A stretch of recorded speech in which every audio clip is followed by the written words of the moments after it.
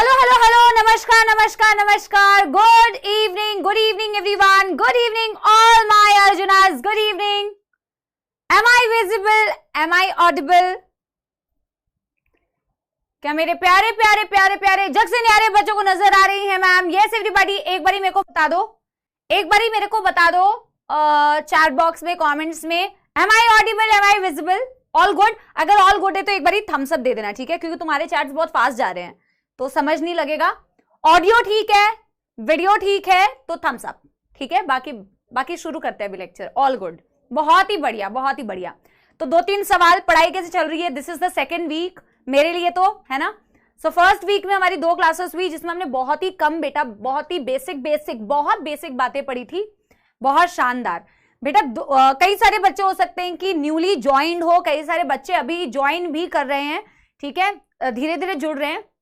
तो मैंने आप लोगों के लिए 2 लेक्चर्स प्रोवाइड करवाए थे फाउंडेशन के। ओ भाई बस, ठीक है? तो मैंने 2 लेक्चर्स प्रोवाइड करवाए थे आप लोगों के लिए, life processes and diversity in living organisms, 9th का और 10th का। तो मेरे आधे अर्जुनास जो थे वो बड़े कंफ्यूज थे क्योंकि वो कमेंट्स में लिख रहे थे हम 11वीं में आ गए, हमें 9th का लेक्चर क्यों दिया है, हम 11th में आ चुके हैं, हमें 10th का लेक्चर क्यों दिया है। और मेरे दूसरे बेचारे अर्जुनास उनका कंफ्यूजन क्लियर कर रहे थे कि मैम ने ये लेक्चर्स आपके बेसिक्स क्लियर करने के लिए डाले हुए हैं। तो कुछ बच्चे बहुत समझदार हैं जिन्होंने दूसरे बच्चों को समझाने की पूरी कोशिश की, उसके लिए थैंक यू। मैं सारे कमेंट्स जाके देखती हूँ। तो वो दोनों लेक्चर्स बेटा आपके बेसिक्स क्लियर करने के लिए, इनकेस कि आपको लगता है कि जो चैप्टर डिलीटेड थे या मेरे को कुछ बेसिक्स क्लियर करने की जरूरत थी, वो आप क्लियर कर सकते हैं उन दोनों लेक्चरों से। हमें पता है आप काफी बड़े हो चुके हैं और आप 11th में आ चुके हैं, ठीक है? तो हमने बेटा पहले पिछली क्लास का क्विक रिवीजन करना है, समाप्ति एक्सप्रेस चलाएंगे, ठीक है? और फिर बेटा एक क्वेश्चन दिया था आप लोगों को होमवर्क में, वो सॉल्व करेंगे। आज आपको पहली डीपीपी आई होगी, उसमें भी बेटा देखो मेरी बात पहले से सुन लो बिफोर यू गेट कंफ्यूज। कभी कभी ऐसा होता है बेटा डीपीपी में कुछ क्वेश्चंस ऐसे होंगे, हो सकता है वो टॉपिक कवर ना हो पाए आज के लेक्चर में, ठीक है? तो उसके लिए परेशान मत होना कि मैम डीपीपी में जो ये क्वेश्चन है ना ये आज के टॉपिक में कवर नहीं हुआ तो वो कल के टॉपिक में हो जाएगा, तो उसके लिए परेशान मत होना, ठीक है? वो हो जाएगा आपका कवर। जैसे आज की जो डीपीपी आई है हम कोशिश करेंगे कि कवर कर लें, बट बाई चांस अगर नहीं भी हो पाता तो कल तक कवर हो जाएगा, ठीक है? और कौन सी बातें बोलनी थी, जो होमवर्क दिया था वो करना है। बाकी आई एम श्योर की पढ़ाई सही से चल रही होगी। अभी तो बेटा शुरू करेंगे, आज हम थोड़ी सी पेस बढ़ाएंगे क्योंकि आप सबको पता है कि हमने अभी तक बहुत ज्यादा कुछ डिस्कस नहीं किया है, ठीक है? स्टार्ट करें फिर आज का लेक्चर। 1-2 बच्चों के जो डाउट्स मैंने पढ़े थे, बहुत अच्छे डाउट्स थे, उससे मुझे ये पता चल रहा था कि बच्चे एनसीईआरटी को कितने अच्छे से पढ़ रहे हैं। तो मैं उस डाउट को भी जरूर लूंगी। मुझे उस बच्चे का नाम तो याद नहीं है जिसने बहुत अच्छा सा डाउट पूछा था, और बाकी तुम लोगों ने जो लार्वा का आंसर लिखा था वो भी मैंने पढ़ा था, तो मैं तुम्हें उसका आंसर दे दूंगी, ठीक है?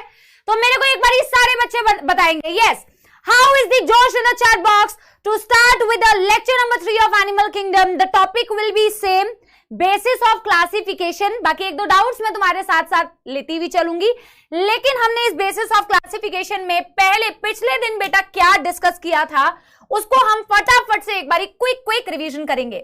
बेटा हमने कहा था, अरे भाई काहे नहीं आ रही है?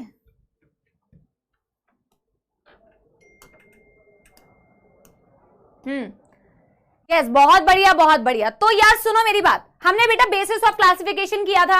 हमने कहा था कि हम यार एनिमल्स को क्लासिफाई करना चाहते हैं हमारी खुद की अंडरस्टैंडिंग के लिए, ताकि कल को कोई नया प्राणी डिस्कवर होता है तो उसको मुझे किस पर्टिकुलर फाइलम में रखना चाहिए उसको जानने में मेरी आसानी हो जाए। तो एनिमल्स की बेटा एक सिस्टमैटिक पोजीशन मुझे पता चल जाए, तो मैंने एनिमल्स को क्लासिफाई किया, जिसके लिए हम बहुत सारे कैरेक्टरिस्टिक्स का यूज कर सकते हैं, जिसमें से पिछले दिन बेटा हमने 2 कैरेक्टरिस्टिक्स को ही डिफाइन किया था। तो उसकी पहले क्विक रिवीजन करते हैं, ठीक है? सबसे पहले बेटा हमने क्या डिस्कस किया था? LOO। शाबाश बेटा, जिन बच्चों को ऑलरेडी आंसर पता है वो बता सकते हैं अभी कमेंट्स में, क्योंकि ये रिवीजन चल रहा है, ठीक है? तो हमने बेटा बोला था LOO मतलब लेवल ऑफ ऑर्गेनाइजेशन। बेटा कितने तरीके की लेवल ऑफ ऑर्गेनाइजेशन हो सकती है? यस एवरीबॉडी, 4 तरीके की लेवल ऑफ ऑर्गेनाइजेशन हो सकती है। 4 कौन कौन सी मैम? एक हो सकती है ma'am cellular level of organisation, एक हो सकती है ma'am tissue level of organisation, एक हो सकती है ma'am organ level of organisation, एक हो सकती है ma'am organ system level of organisation. कुछ बच्चों का डाउट था मैम लेवल ऑफ ऑर्गेनाइजेशन और ग्रेड ऑफ ऑर्गेनाइजेशन सेम है क्या? तो बिल्कुल सेम है। ओए कुछ सपोले मेरे बेटा 3 भी लिख रहे हैं। ओए सपोलो 3 नहीं था, 4 था, 4, ठीक है? तो कुछ बच्चों ने पूछा था ma'am level of organisation and grade of organisation is same, same बेटा सेम, ठीक है। तो जिनकी देखो हम सारे मल्टी सेल्यूलर है, उसमें तो कोई दोहराई नहीं है बेटा, हम सारे मल्टी सेल्यूलर है, मेटाजोअन्स है, राइट, चाहे फिर सेल्स के बने हो, टिश्यू के बने हो या कुछ भी। सेल्यूलर लेवल ऑफ ऑर्गेनाइजेशन में बॉडी सिर्फ सेल्स की बनी थी और सेल्स बहुत पास पास नहीं थे, कुछ सेल्स डाइजेशन कर रहे थे, कुछ सेल्स रेस्पिरेशन कर रहे थे, कुछ सेल्स कुछ और काम कर रहे थे।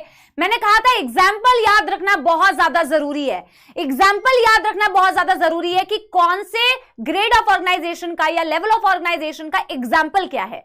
जैसे सेल्यूलर ग्रेड में आपने पढ़ा यार सेल्स है और सेल्स बहुत ज्यादा पास पास तो नहीं है और एक ही फाइलम था जिसमें सेल्यूलर ग्रेड ऑफ ऑर्गेनाइजेशन था, दैट वाज स्पोरीफेरा। फिर मैंने बोला कि यार जब सेल्स आपस में पास आ जाएं और वो इंटरैक्ट करने लगे, अगर आपको याद हो मैंने आपसे कहा था ABCD अल्फाबेट्स आर सेल्स, फिर उससे मिलके तुमने वर्ड्स बनाए वो है टिश्यू, फिर वर्ड से मिलके तुमने बेटा सेंटेंस बनाए वो थे तुम्हारे ऑर्गन, और फिर सेंटेंसेस से मिलके तुमने पैराग्राफ बना दिया वो था ऑर्गन सिस्टम, राइट। तो बेटा टिश्यू ग्रेड ऑफ ऑर्गेनाइजेशन में बॉडी में टिश्यू प्रेजेंट है क्योंकि सेल्स ने आपस में बेटा पास पास आके उन्होंने टिश्यू का फॉर्मेशन किया। दो ही फाइलम्स थे, इसका एग्जांपल सील एंड ट्रेटा टिनोफोरा, शाबाश, वेरी गुड, खूब आंसर दे रहे हो, ठीक है। फिर बेटा ऑर्गन ग्रेड ऑफ ऑर्गेनाइजेशन में आपने पढ़ा कि टिश्यू से मिलके क्या बनने लगते हैं, ऑर्गन ग्रेड ऑफ ऑर्गेनाइजेशन यानी ऑर्गन बनने लगते हैं। इसी में एक बच्ची ने सुपर्ब डाउट पूछा था, बहुत अच्छा एक क्वेश्चन पूछा था जो कि मैं आगे एक्सप्लेन भी करती आपको। ऑर्गन ग्रेड ऑफ ऑर्गेनाइजेशन में बेटा आपने क्या पढ़ा है, प्लैटीहेल्मिन्थेस पढ़ा है। मैंने प्लैटीहेल्मिन्थेस लिखवाया है या नहीं, पहले आप मेरे को ये बताओ। प्लैटीहेल्मिन्थेस लिखवाया है बच्चों, राइट, यही लिखवाया होगा, मैंने एक ही फाइलम लिखवाया है। एक बच्ची ने एनसीईआरटी बहुत अच्छे से पढ़ी है और एनसीईआरटी में समरी में अगर आप एनसीईआरटी के कहा जाओगे बेटा, अगर आप एनसीईआरटी के समरी में जाओगे तो समरी में तो नहीं, एनसीईआरटी के पीछे एक टेबल बनी हुई है, एक लास्ट में बेटा एक टेबल बनी हुई है और एनसीईआरटी के उस लास्ट टेबल में organ system grade of organisation, अभी आप एनसीईआरटी को खोल के देख सकते हो, चैप्टर जब खत्म हो जाता है तो एनसीईआरटी के चैप्टर के लास्ट में एक टेबल बनी हुई है जिसमें ऑर्गन सिस्टम में प्लैटीहेल्मिन्थेस दिया हुआ है। आई थिंक उस बच्ची ने वो चेक किया है, आपने चेक किया है कि नहीं मुझे नहीं पता, तो वो कंफ्यूज हो रही थी कि मैम आपने तो बताया है कि प्लैटीहेल्मिन्थेस में ऑर्गन ग्रेड ऑफ ऑर्गेनाइजेशन होता है, मैम टेबल में या समरी में तो ये लिखा है कि ऑर्गन सिस्टम होता है प्लैटीहेल्मिन्थेस में, मैम हम तो कंफ्यूज्ड है, ठीक है, हमें मैम कौन सा करेक्ट करना है। तो बेटा करेक्ट ये है, ठीक है, इसीलिए मैंने ये लिखवाया है, आप याद रखो करेक्ट ये है। कभी कभी ऐसा होता है कि एनसीईआरटी डबल इंफॉर्मेशन दे देती है और कंफ्यूज होते हो, आगे भी एनसीईआरटी में ऐसे कंट्रोवर्सीज या कॉन्ट्राडिक्शंस आते हैं, आप इसकी बिल्कुल चिंता मत करो कि मैम ये दोनों आ जाएंगे क्या, कभी ये दोनों नहीं देंगे बेटा, कभी ये दोनों नहीं देंगे आपको, ठीक है। तो करेक्ट किसको मानना है, organ grade of organisation, the only phylum that has organ level of organisation, the only phylum वो है प्लैटीहेल्मिन्थेस। क्या मेरी ये बात बेटा, बोथ लिखा है ना, बोथ लिखा है, चलो बच्चे कह रहे हैं मैम बोथ लिखा है, चलो कोई बात नहीं, बोथ लिखा है, मे बी ऑर्गन सिस्टम दिया हुआ है ना, तो तुम्हारे अंदर कंफ्यूजन होती है कि मैम ऑर्गन सिस्टम है या ऑर्गन है।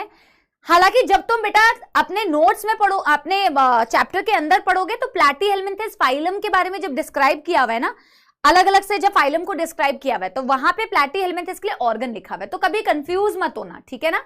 पर ये पता करना मतलब पता होना चाहिए कि एनसीईआरटी में कहां पे कंट्रोवर्सी या कॉन्ट्रडिक्शंस दी हुई है। क्या ये बात करेक्ट है, क्या ये बात सबको समझ लग रही है बेटा, यस एवरीबॉडी, ठीक है, यस। अब बेटा देखो लास्ट है organ system grade of organisation, ये आपको बहुत क्लियरली दिया हुआ है, एश्के-हेल्मिन्थेस या नीमैट-हेल्मिन्थेस से स्टार्ट होता है अप टू कॉर्डेटा। अब मैंने कमेंट्स में ये भी पढ़ा कि ma'am organ system level of organisation में आपने जब एनसीईआरटी पढ़ने के लिए कहा था तो उसमें ओपन और क्लोज सिस्टम दिख रहे थे, ये बहुत कॉमन डाउट था, ठीक है। ऐसा मत सोचा करो मैं तुम्हारे कमेंट्स नहीं पढ़ती, जो तुम आपस में भी चैट्स करते हो ना बेटा कमेंट्स में, बुरी बात है, आपस में बतियाते रहते हो, वो भी मैं पढ़ती हूँ, तो वो गलत बात है बेटा, है ना। या तो लेक्चर के बारे में लिखा करो, प्यारे प्यारे कमेंट्स भी मैं पढ़ती हूँ, आपके डाउट्स भी पढ़ती हूँ और आपके आपस की बातें भी पढ़ती हूँ, ठीक है। तो उसमें बच्चों ने बहुत कॉमनली पूछा था कि मैम इसके नीचे ऑर्गन्स, वो close system, open system, digestive system दिया हुआ है, तो बेटा वो सिस्टम्स हम अलग से पढ़ेंगे, ठीक है, वो लेवल ऑफ ऑर्गेनाइजेशन का पार्ट नहीं है, वो एक्चुअल में ये बताया हुआ है जिनके पास ऑर्गन सिस्टम होता है उनके पास डिफरेंट टाइप का ऑर्गन सिस्टम होता है, जैसे डाइजेस्टिव सिस्टम होता है, सर्कुलेटरी सिस्टम होता है, उसी में ओपन क्लोज डिस्क्राइब कर दिया है, हम उसे अलग से पढ़ेंगे। हम उसे अलग से पढ़ेंगे। समझ में आ गई बात? Yes everybody. एक बच्चा पूछ रहा है समाप्ति एक्सप्रेस इतना स्लो क्यों है? समाप्ति एक्सप्रेस इतना स्लो आज इसलिए है क्योंकि कई सारे नए बच्चे आए हुए हैं, तो उनके लिए थोड़ा स्लो हम हो गए हैं। ठीक है, आगे बेटा याद करो बच्चा बाड़ी। फिर हमने सेकंड पढ़ा था सिमेट्री। हमने सेकंड क्या पढ़ा था? सिमेट्री। हमने कहा था कि कुछ एनिमल्स ऐसे होते हैं जिनको आप जितना मर्जी चाहो वो ढीठ होते हैं भाई, उनको किसी भी प्लेन से काटो तो वो इक्वल पार्ट में डिवाइड नहीं हो सकते, किसी भी शर्त में डिवाइड नहीं हो सकते। तो उनकी बॉडी कुछ ऐसी आड़ी तिरछी होती है कि चाहूं भी तो मैं कैसे कहूं कि इसको मैं डिवाइड नहीं कर सकता हूं किसी भी तरीके से, किसी भी प्लेन से इक्वल पार्ट्स में। इसको तुम कहोगे कर पा रहा हूं, बट बेटा वैसे उनकी बॉडी कुछ इस तरीके की बनी है कि तुम चाहो भी तो इक्वल पार्ट में डिवाइड नहीं कर सकते। ऐसे एनिमल्स कहलाते हैं एसिमेट्रिकल।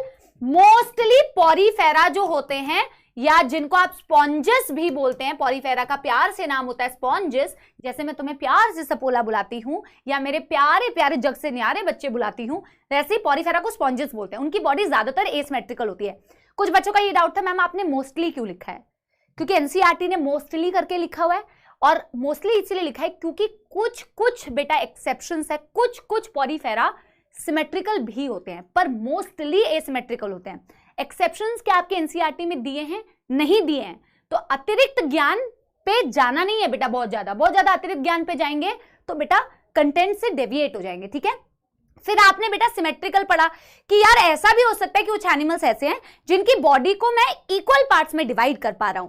पर दो तरीके के ऐसे एनिमल्स हो सकते हैं, एक जिन्हें मैं बायलेटरली सिमेट्रिकल बोलता हूं, एक जिन्हें मैं रेडियली सिमेट्रिकल बोलता हूं। बच्चों जल्दी से मेरे को बताओ रेडियली सिमेट्रिकल का मतलब क्या होता है? कि ऐसा एनिमल जिसको मैं ऐसे प्लेन से डिवाइड करूं, मतलब एक एनिमल है मेरे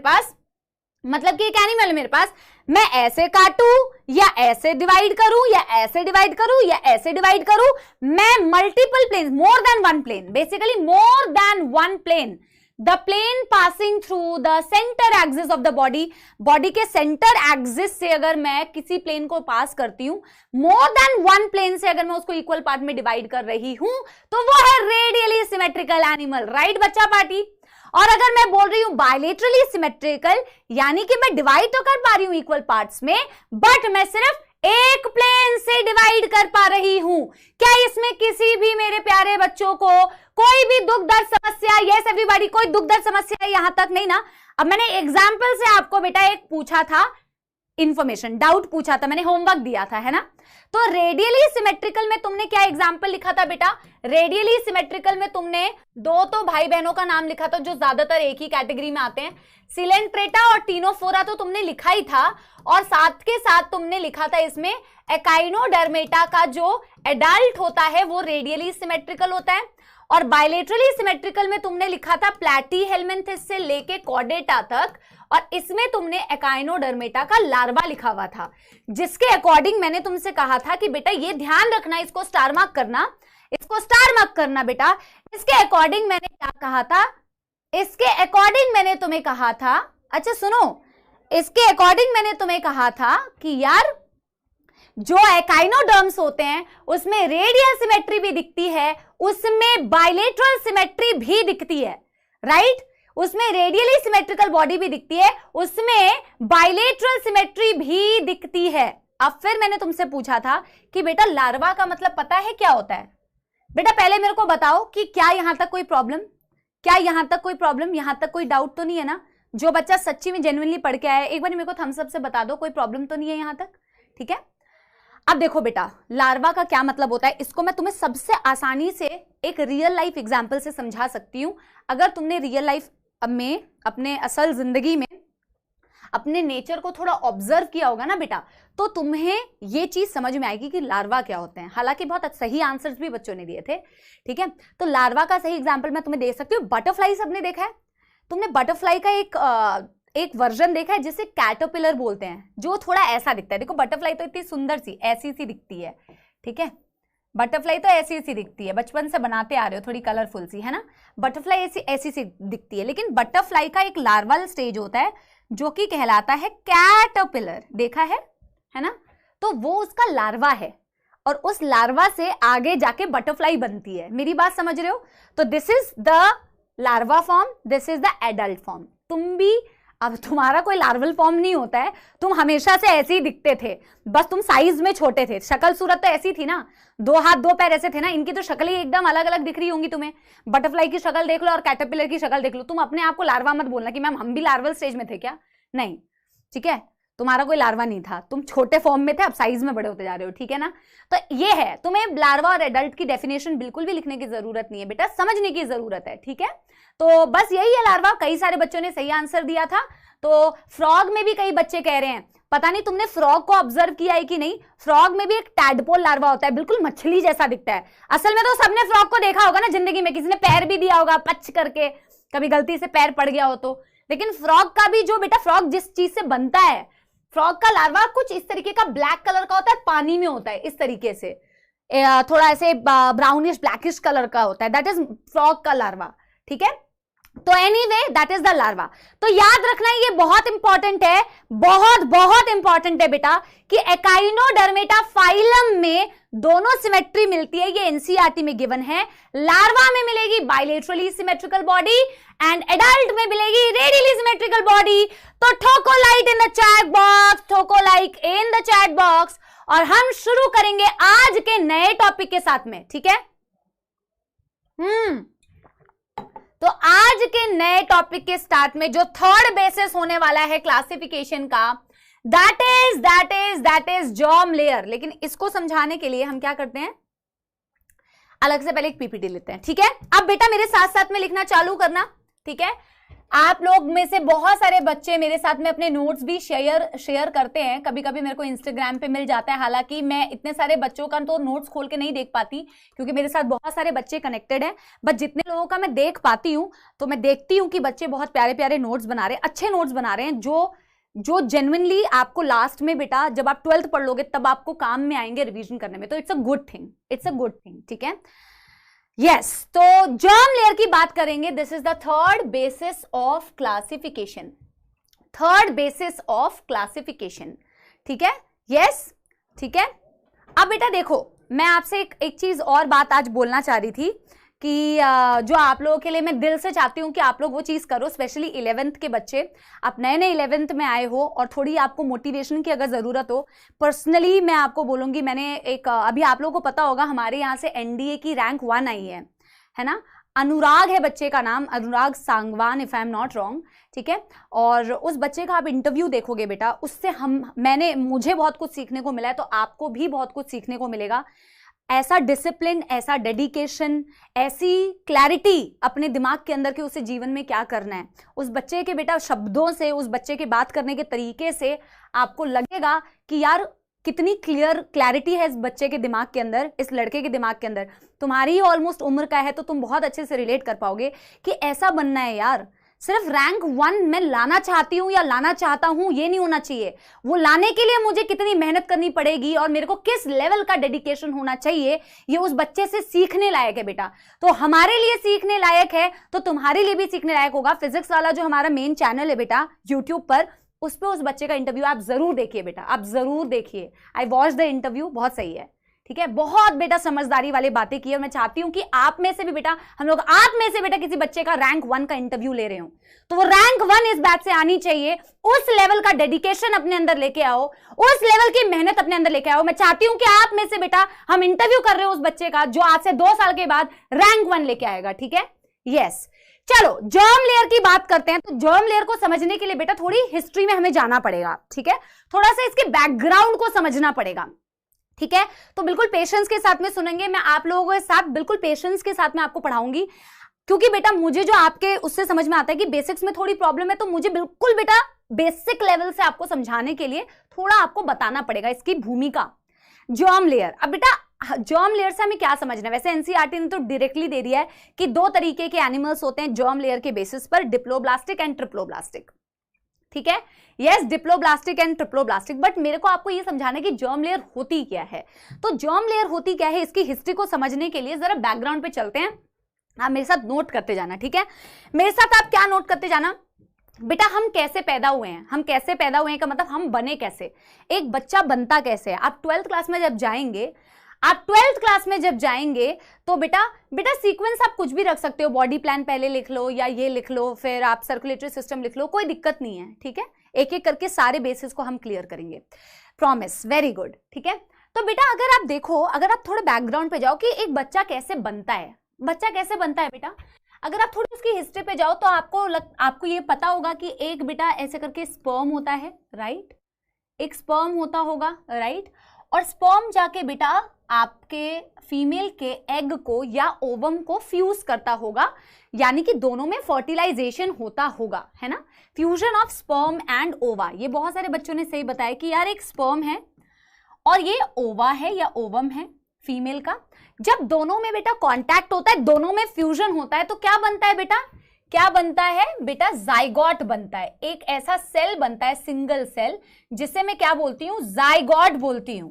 और बेटा इस स्टेप को मैं बोल सकती हूं कि क्या हो रहा है, हमारा फर्टिलाइजेशन, क्या हो रहा है बेटा, फर्टिलाइजेशन। ये पूरा एक चैप्टर है बेटा 12th क्लास का, ह्यूमन रिप्रोडक्शन, उसमें आप इसी के बारे में पढ़ोगे, इसी की कहानी पढ़ोगे, राइट बच्चों, यस एवरीबॉडी, राइट।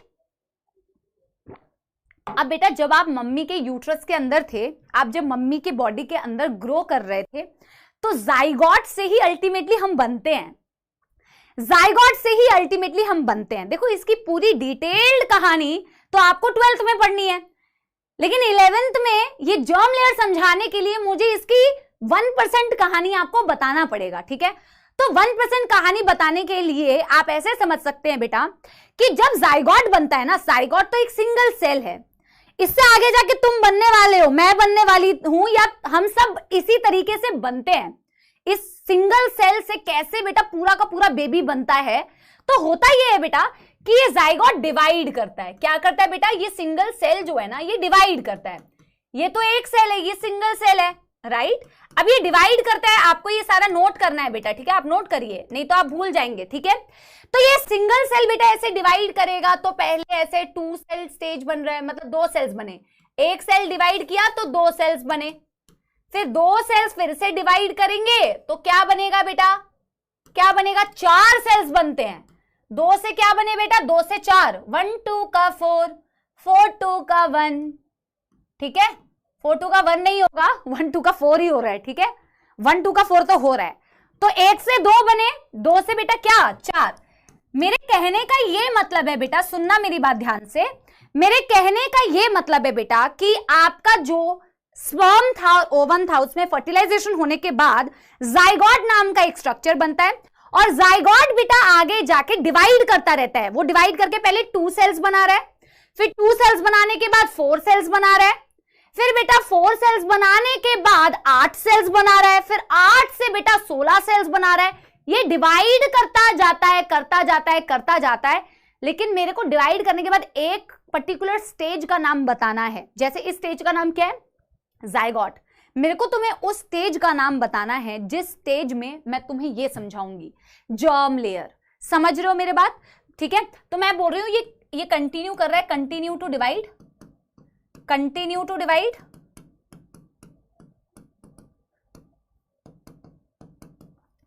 और अल्टीमेटली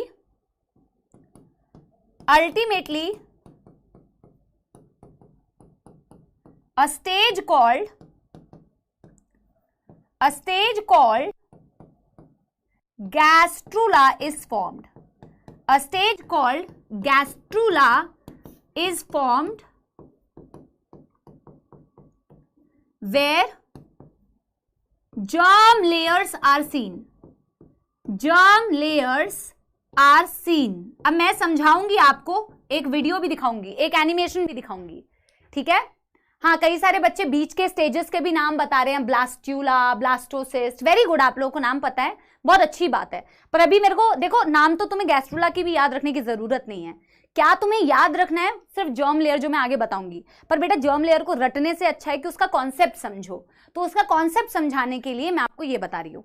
क्या यहां तक आपको मेरी बात समझ में आई बेटा कि मैं क्या बताना चाह रही हूँ, कि यार एक स्पर्म है और एक ओवा है, दोनों ने फ्यूजन किया, फर्टिलाइजेशन किया, तो एक जाइगोट नाम का सिंगल सेल बना, और उसी जाइगोट से पूरा बेबी बनता है, ठीक है। कैसे बनता है मैम, वो डिवाइड करता जाता है, एक डिवाइड करता जाता है, 1 से 2, 2 से 4, 4 से 8, 8 से 16 सेल, फिर एक पर्टिकुलर स्टेज आती है, जिस पर्टिकुलर स्टेज को मैं क्या बोलती हूं, उस पर्टिकुलर स्टेज को मैं गैस्ट्रुला स्टेज बोल रही हूं, जिसमें एक्चुअल में मुझे जर्म लेयर दिखती है।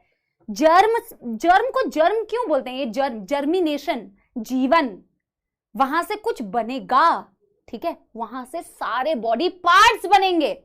बेटा ऐसे इमेजिन कर सकते हो, फुटबॉल या बास्केटबॉल को देखा है, तो फुटबॉल को तो अगर तुम देखो तो फुटबॉल ऐसा ही फुटबॉल जैसा ही दिखता है एक्चुअल में, ये जाइगोट या तुम्हारा ब्लास्टुला, गैस्ट्रुला, लेकिन फुटबॉल तो अंदर से हॉलो है ना, अंदर से खाली है। लेकिन ये जो गैस्ट्रुला है ये फुटबॉल जैसी तो है, लेकिन अंदर से खाली नहीं है, भरी हुई है सेल से, ठीक है, अंदर से खाली नहीं है, अंदर से भरी हुई है, ठीक है, अंदर से भरी हुई है सेल्स, इसके अंदर सेल्स खचाखच भरे हुए हैं और ऐसी बॉल जैसी स्ट्रक्चर है, ऐसी बॉल जैसी स्ट्रक्चर है। अभी तुम बॉल जैसा ही इमेजिन करो, मैं बहुत ज्यादा इसमें पीएचडी नहीं कराऊंगी जो तुम्हारे काम का नहीं है, ठीक है, ये समझ पाए, ये समझ पाए, यस एवरीबॉडी, ठीक है। एक बारी पहले यहां तक एक बारी नोट करो, फिर मैं एक वीडियो दिखाऊंगी तुम्हें, पहले यहां तक एक बारी नोट करो, पहले यहां तक एक बारी नोट करो। गैस्ट्रुला बेटा वो स्टेज होती है जहां बाहर की तरफ जो सेल्स होते हैं उसे तुम क्या बोलते हो? एक्टोडर्म। बीच में जो सेल्स होती है उसे तुम बोलते हो एंडोडर्म, सॉरी मेसोडर्म, और जो सबसे अंदर सेल्स होती है उसे तुम बोलते हो एंडोडर्म, ठीक है, यस, दिखा। अब देखो मैं तुम्हें एक वीडियो दिखाती हूं, मैं तुम्हें एक वीडियो दिखाती हूं, ठीक है, मैं तुम्हें एक वीडियो दिखाती हूं। हाँ कहां गया? यस, ये वीडियो दिखाने का सिर्फ एक ही पर्पस है, ठीक है, इसको लाइट ऑफ किया जाए, एक बार एक वीडियो दिखाया जाए, ठीक है, इसको दिखाने का सिर्फ एक ही पर्पस है कि तुम थोड़ा सा इस चीज को इमेजिन कर पाओ। ये अभी बेटा तुम्हारी 11th क्लास का पार्ट नहीं है, लेकिन ये सिर्फ समझाने के लिए कैसे जाइगोट डिवाइड करता है। तो जरा ये YouTube का एक वीडियो, अरे अरे अरे अरे अरे अरे यार,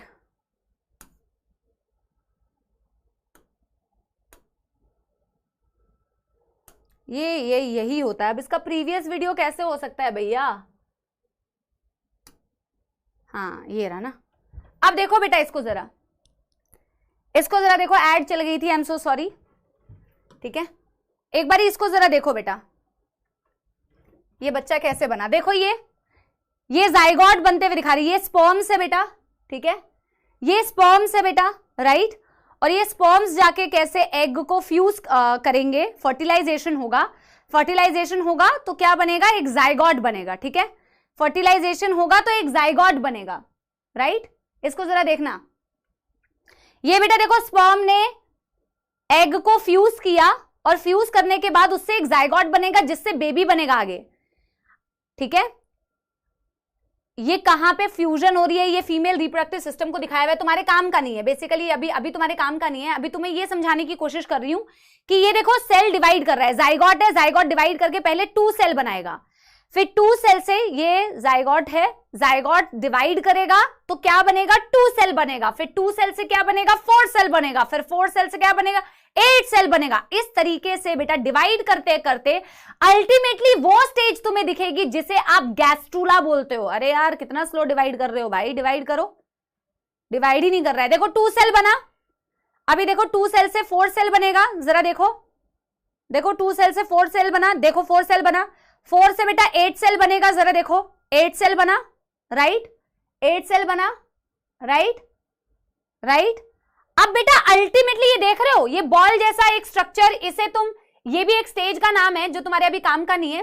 अल्टीमेटली बेटा यही आगे जाके बेटा बना रहा है वो स्टेज जिसे तुम गैस्ट्रुला बोलते हो। इसे जरा दिखाती हूं मैं तुम्हें, ये देखो, इसमें गैस्ट्रुला दिखाई होगी, ये देखो, ये देख रहे हो बेटा, ये तुम्हारी गैस्ट्रुला है। इसको मैं पॉज कर रही हूं, इसका सेक्शन दिखाया है, इसका सेक्शन दिखाया है, ठीक है, इसको पॉज करते हैं। अब मैं तुम्हें एक बार ही समझाती हूं लाइट्स ऑन करके, ठीक है। अभी समझना मेरी बात, सिर्फ वीडियो को एंजॉय मत किया करो, ठीक है। अभी समझना मेरी बात समझो बेटा, सुनो, ठीक है। तुम्हारा एक बॉल लाइक स्टेज था जिसमें सेल्स भरे हुए थे, जिस स्टेज को हम क्या बोलते हैं? गैस्ट्रुला बोलते हैं। वो बॉल जैसा था, फुटबॉल जैसा था, मैंने उसको सेक्शन कर दिया, ठीक है, या तो मैंने उसका सपोज ट्रांसवर्स सेक्शन कर दिया, मैंने उसको ऐसे काट दिया, काटने के बाद मैं अंदर से उसे देख रही हूं, ठीक है, काटने के बाद मैं अंदर से उसे देख रही हूं, ठीक है, तो अंदर से उसे देख रही हूं तो देखो मुझे क्या नजर आ रहा है। क्या आप सारे बच्चे बेटा रिलेट कर पा रहे हैं? प्लीज एक बार ही बेटा मेरे को, नहीं तो यार तुम लोग के कमेंट से ही मोटिवेशन आएगी कि तुम्हें समझ आ रहा है कि नहीं, तो मेरे को बताते रहना, ठीक है। मैंने क्या बोला बेटा, वो बॉल लाइक स्ट्रक्चर को मैंने ऐसे ट्रांसवर्स सेक्शन कर दिया, काट के मैं उसे देख रही हूं, तो मैं उसे काट के देख रही हूं ना, तो मुझे सेल्स 3 लेयर्स में अरेंज होते हुए दिख रहे हैं। मुझे जो लेयर्स हैं, वो सेल्स हैं, वो 3 लेयर्स में अरेंज होते हुए दिख रहे हैं। सबसे बाहर वाले सेल के जो लेयर है उसे एक्टोडर्म, एक्टो मतलब बाहर, जो बीच वाले सेल लेयर है बेटा उसे बोलते हैं मेसोडर्म, जो सबसे वाली अंदर वाली लेयर होती है उसे बोलते हैं बेटा एंडोडर्म। तो इसमें ऐसी 3 लेयर्स भी दिखाएंगे, देखो इसको जरा, देखो सबसे अंदर वाली येलो वाली एंडोडर्म, फिर ये वाली बेटा मेसोडर्म, और ये वाली बाहर वाली बेटा होती है एक्टोडर्म। और ये जो सेंटर पे बेटा जो स्पेस है वो आपके एलिमेंट्री कैनाल का स्पेस होता है, तो वो मैं अभी आपको बताती हूं। इसको पॉज करते हैं, नोट फाइल में वापस चलते हैं, ठीक है। यहां तक समझ आया ना बेटा? अब मैं क्या कह रही हूं कि यार ये जो गैस्ट्रूला है, ये गैस्ट्रूला कैसा दिखता है, इसके लिए मैं अगले पेज में आपको समझा रही हूं, ठीक है। तो ये गैस्ट्रूला जो है ऐसा दिख रहा है, मैंने उस गैस्ट्रूला का सेक्शन कर दिया, ट्रांसफर सेक्शन। तो आप इसको बनाइए बेटा और समझते जाइए, आप इसको बनाइए और समझते जाइए, ठीक है। यस, ठीक है। आप ऐसे, इसे ऐसे मत बनाओ, एक सेकंड, इसे ऐसे मत बनाओ, आप इसे इस तरीके से लिखो, आप इसे इस तरीके से लिखो। आप ऐसे फ्लो चार्ट बनाओ, जर्म लेयर, वापस से जर्म लेयर को लिखो, वापस से जर्म लेयर को लिखो, ठीक है। और फिर यहां पे आप 2 डिविजन्स कर दो, यहां पे आप 2 डिविजन्स कर दो। अगर आपके पोर्ट्रेट नॉर्मल लिखने में ऐसे इस तरीके से फ्लो चार्ट नहीं बन रहा है तो आप लेफ्ट साइड वाला पहले लिखो और राइट साइड वाला उसके बाद लिखना। 2 तरीके के बेटा आप डिवीजन कर सकते हो एनिमल्स को, on the basis of germ layer, diploblastic animals and triploblastic animals, ठीक है। तो हम यहाँ पे क्या लिख रहे हैं, यहाँ पे लिख रहे हैं डिप्लोब्लास्टिक। अब मेरी बात को समझते जाना, पूरा रिलेट कर पाओगे। डिप्लोब्लास्टिक पहले बनाओ, फिर मैं आपको समझा रही हूं, ठीक है। And number 2 triploblastic, triploblastic. Germ layer के बेसिस पर ऐसे 2 तरीके के आप एनिमल्स डिवाइड कर सकते हैं, एक जिनको आप डिप्लोब्लास्टिक बोलते हैं, एक जिन्हें आप ट्रिप्लोब्लास्टिक बोल रहे हैं। अब पहले बच्चा पार्टी सिर्फ मेरे साथ बनाते जाओ और मैं धीरे धीरे करके आपको ये समझाती जाऊंगी, ठीक है। और थोड़ा मोटा बना सकते हैं क्या इसको? बना तो सकते हैं, बहुत शानदार, ये आपने बना दिया, ये वेरी गुड। यहां पे भी सेम चीज बनाते हैं, ठीक है। फिर यहां पे बनाते हैं सबसे अंदर अरे येलो कलर से आप बेटा पेंसिल से बना लो, कोई दिक्कत नहीं है। आपके पास अगर इतने कलर्स ना हो तो कोई दिक्कत नहीं है, आप सिर्फ बेटा पेंसिल से भी बना सकते हो, पर मेरे को तुम्हें समझाने के लिए कलर्स का यूज करना पड़ रहा है तो मैं कलर से ही बना रही हूँ, ठीक है। Because I have to explain it to you, और मैं कलर्स का यूज करूंगी तो आपके लिए हर एक लेयर को अलग अलग से समझना आसान हो जाएगा, ठीक है। आप सिंपल पेंसिल से बना सकते हैं। Why do we need germ layer, explain करूंगी मैं, हमें जर्म लेयर क्यों चाहिए होती है मैं भी आपको समझाऊंगी।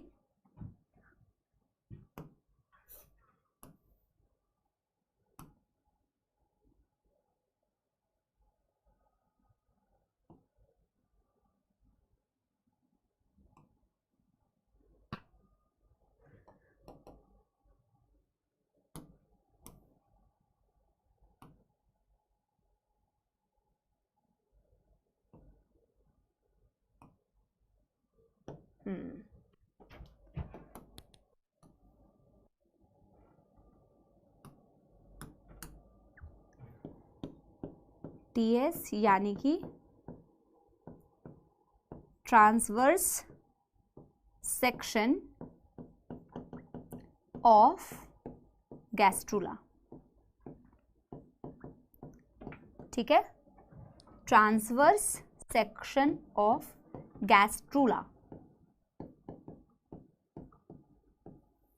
ठीक है।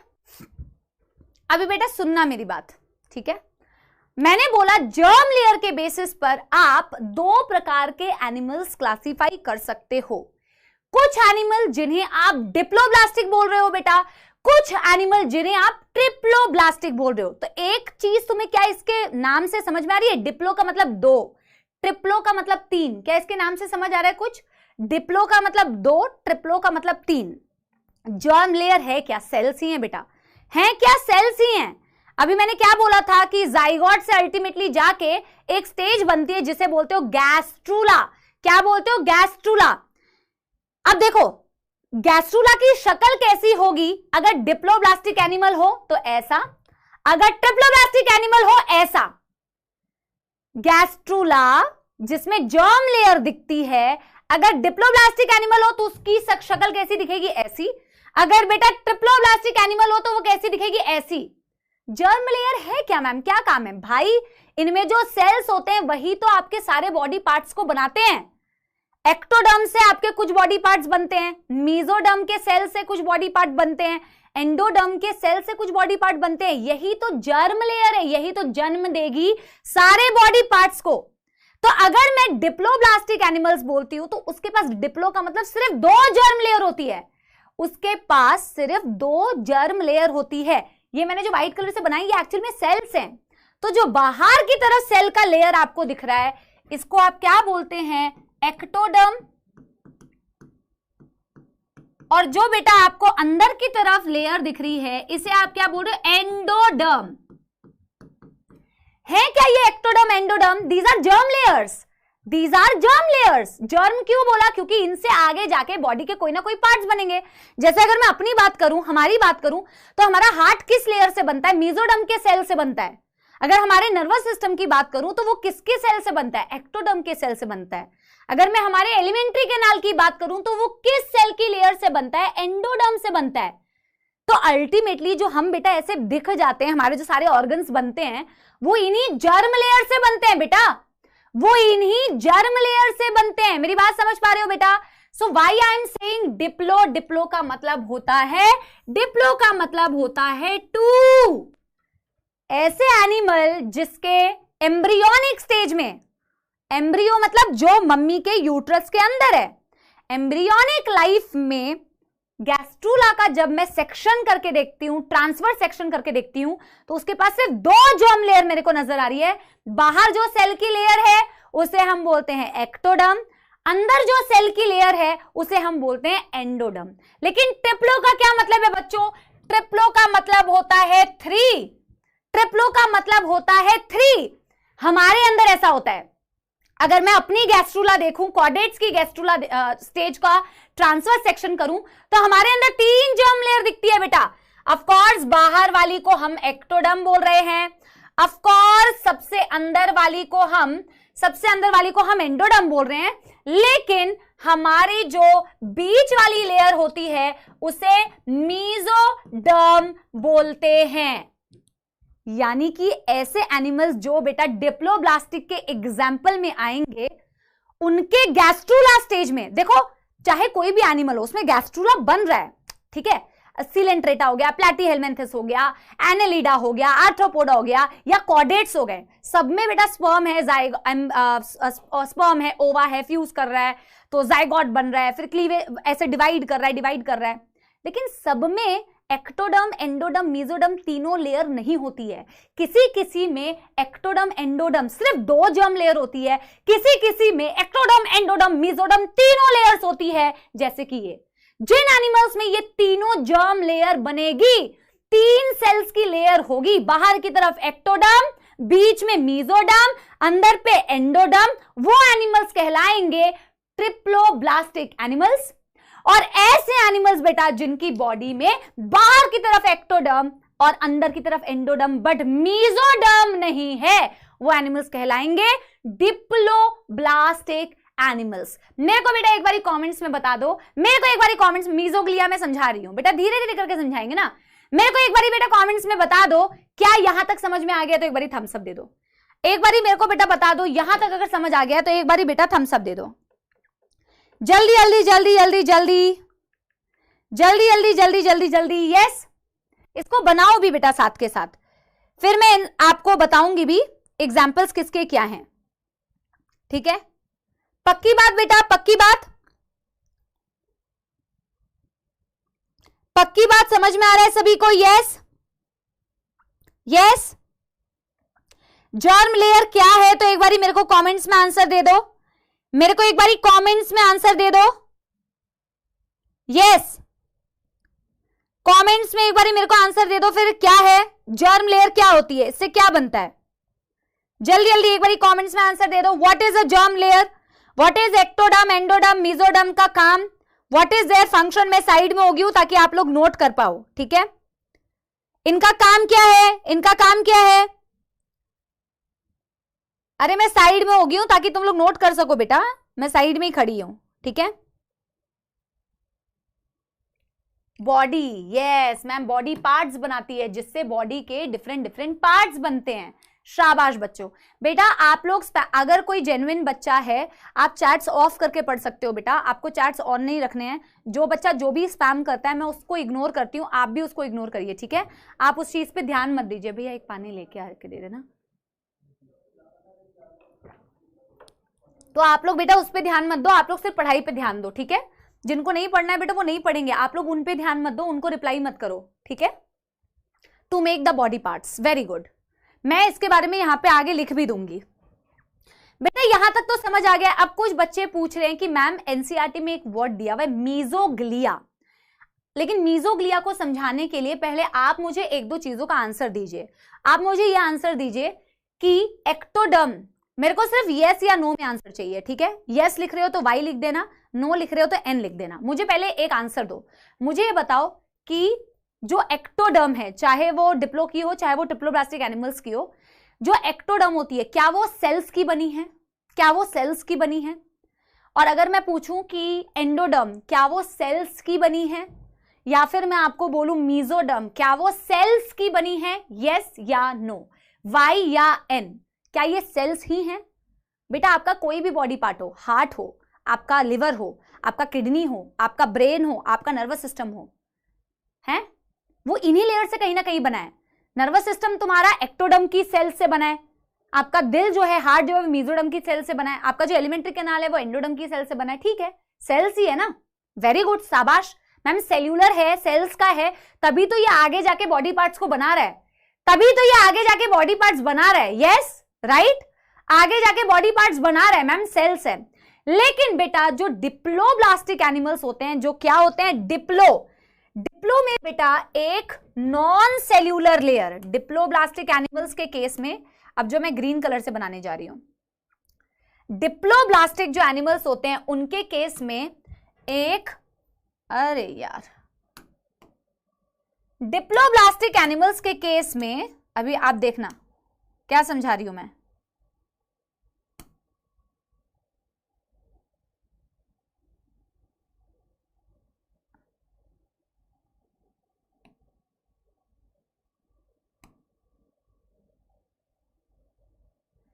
जो डिप्लोब्लास्टिक होते हैं क्या इनमें मीजोडर्म है? यस या नो में आंसर दो। क्या जो डिप्लोब्लास्टिक एनिमल्स होते हैं क्या इनमें मीजोडर्म है? आंसर दो। क्या इनमें मीजोडर्म है? अभी अभी जो समझा आपने उसके अकॉर्डिंग क्या इनके पास मीजोडर्म होती है? यस या नो, यस या नो? नो ना, नहीं होती है ना बेटा, नहीं होती है ना।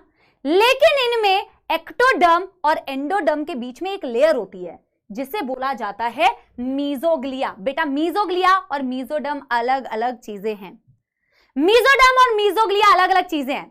जो ट्रिप्लोब्लास्टिक एनिमल्स होते हैं उनमें तीनों सेल्स की लेयर है, एक्टोडर्म की लेयर भी है बाहर की तरफ, एंडोडर्म की लेयर भी है अंदर की तरफ, और मीजोडर्म की लेयर भी है दोनों सेल्स के, दोनों लेयर्स के बीच में।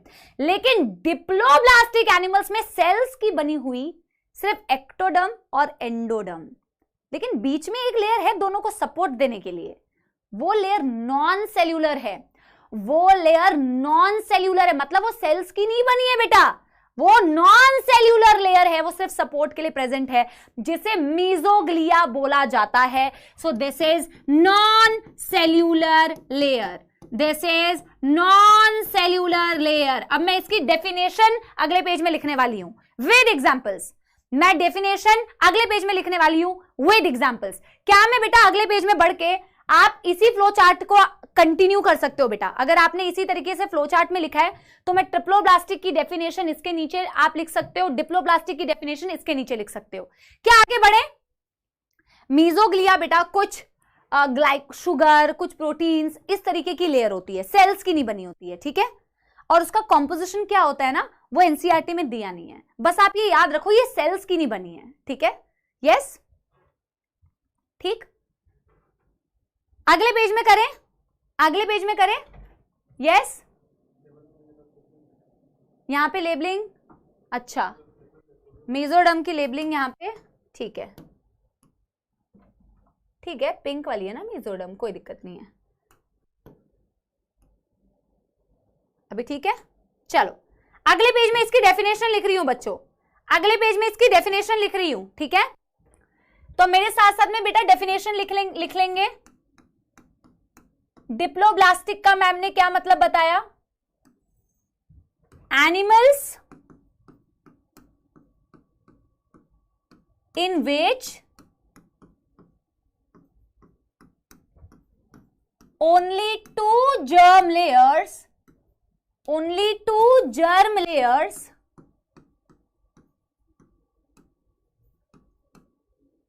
that is ectoderm, ये इसका मतलब है बेटा that is, ठीक है, ectoderm and endoderm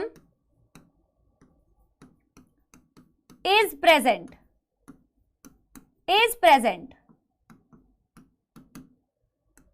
a non-cellular layer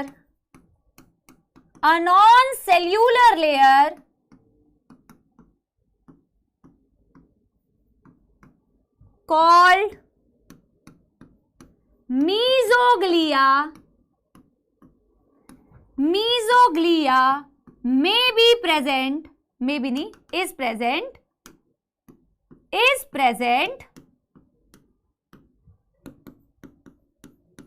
between them। और ट्रिप्लोब्लास्टिक की क्या डेफिनेशन है? ट्रिप्लोब्लास्टिक की क्या डेफिनेशन है? Animals where three germ layer is present called ectoderm,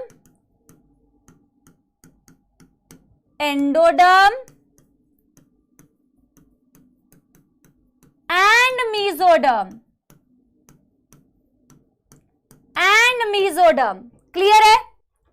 clear है बेटा? Yes, definitely mesoglea according to NCERT बोला हुआ है जेली जैसा, जेली लाइक सब्सटेंस। आप लोगों ने जेली खाई है बचपन में, उसी तरीके का जेली लाइक सब्सटेंस होता है, बट सेल्स का नहीं बना है। तो मेरे क्वेश्चन का आंसर देना, सिर्फ यस या नो में आंसर देना, सिर्फ यस या नो में आंसर देना। क्वेश्चन ये है कि अगर मैं आपसे पूछूं बच्चों कि क्या मीजोग्लिया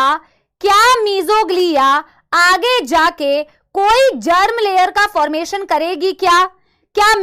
कोई बॉडी पार्ट का फॉर्मेशन करेगी क्या? यस या नो में आंसर दो। क्या मीजोग्लिया आगे जाके किसी भी बॉडी पार्ट का फॉर्मेशन करेगी क्या? यस या नो, यस या नो, जल्दी बताओ, क्या यस या no?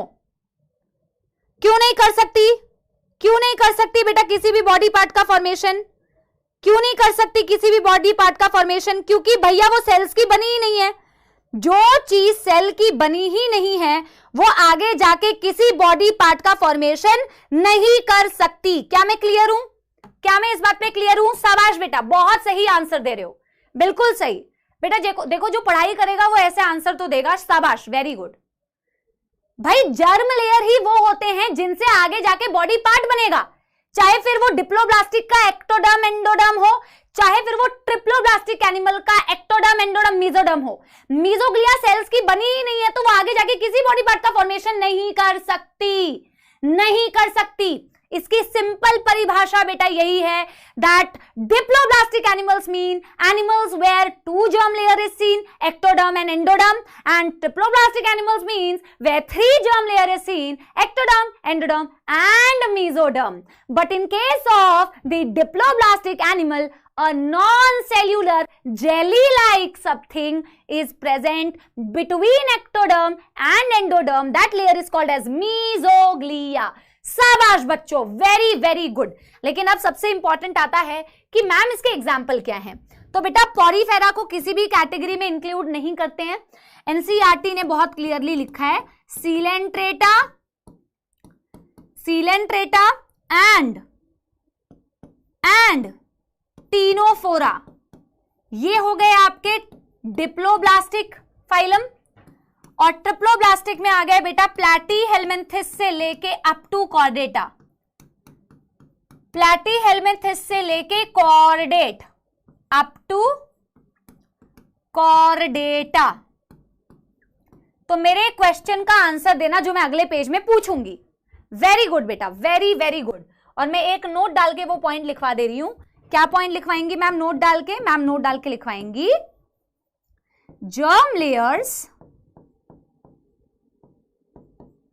germ layers are made up of cells that will ultimately give rise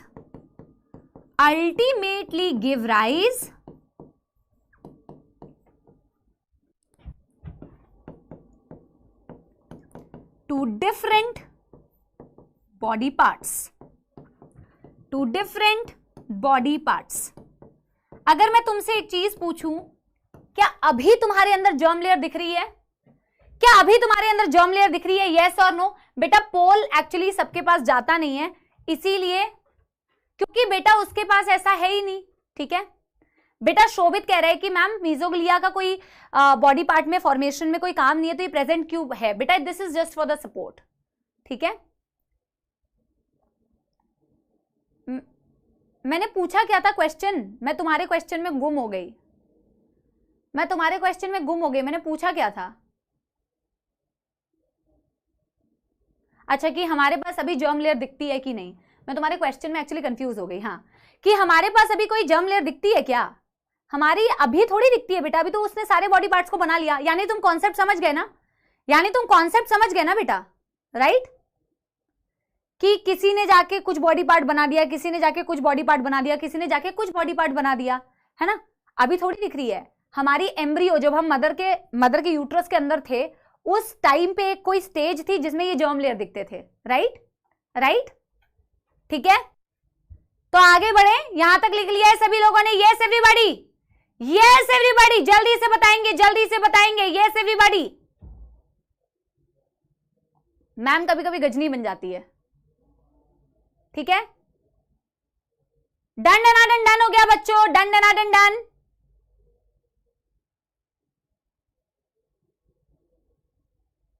मैं साइड हो जा रही हूं, जिन्होंने नहीं नोट किया है वो एक बारी कर लीजिए। बहुत सही। और जिन लोगों ने बेटा नहीं किया है, एक बारी फटाफट से कर लीजिए, फिर मैं अगले पेज में आपको एक क्वेश्चन दे रही हूं। ठीक है, यस, ठीक है बच्चों।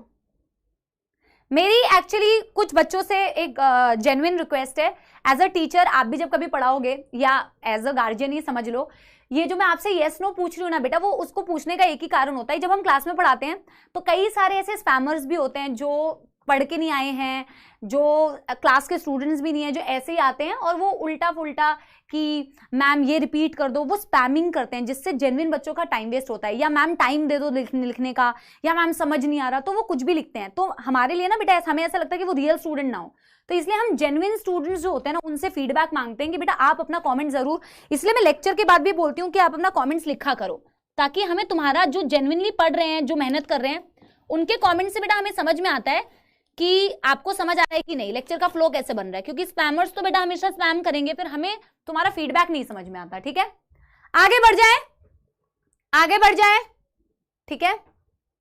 चलो अब मैं एक क्वेश्चन दे रही हूं, आई होप तुम लोग ने नोट कर लिया होगा बेटा, नोट कर लिया है, नोट कर लिया है,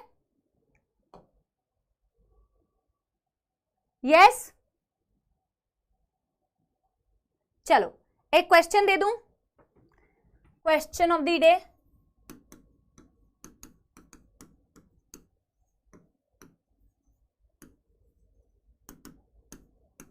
name the phylum.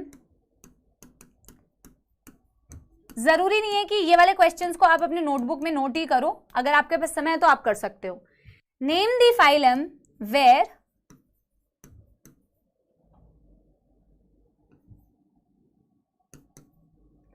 where both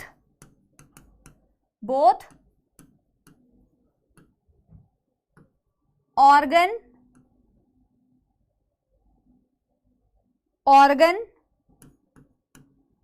level of organization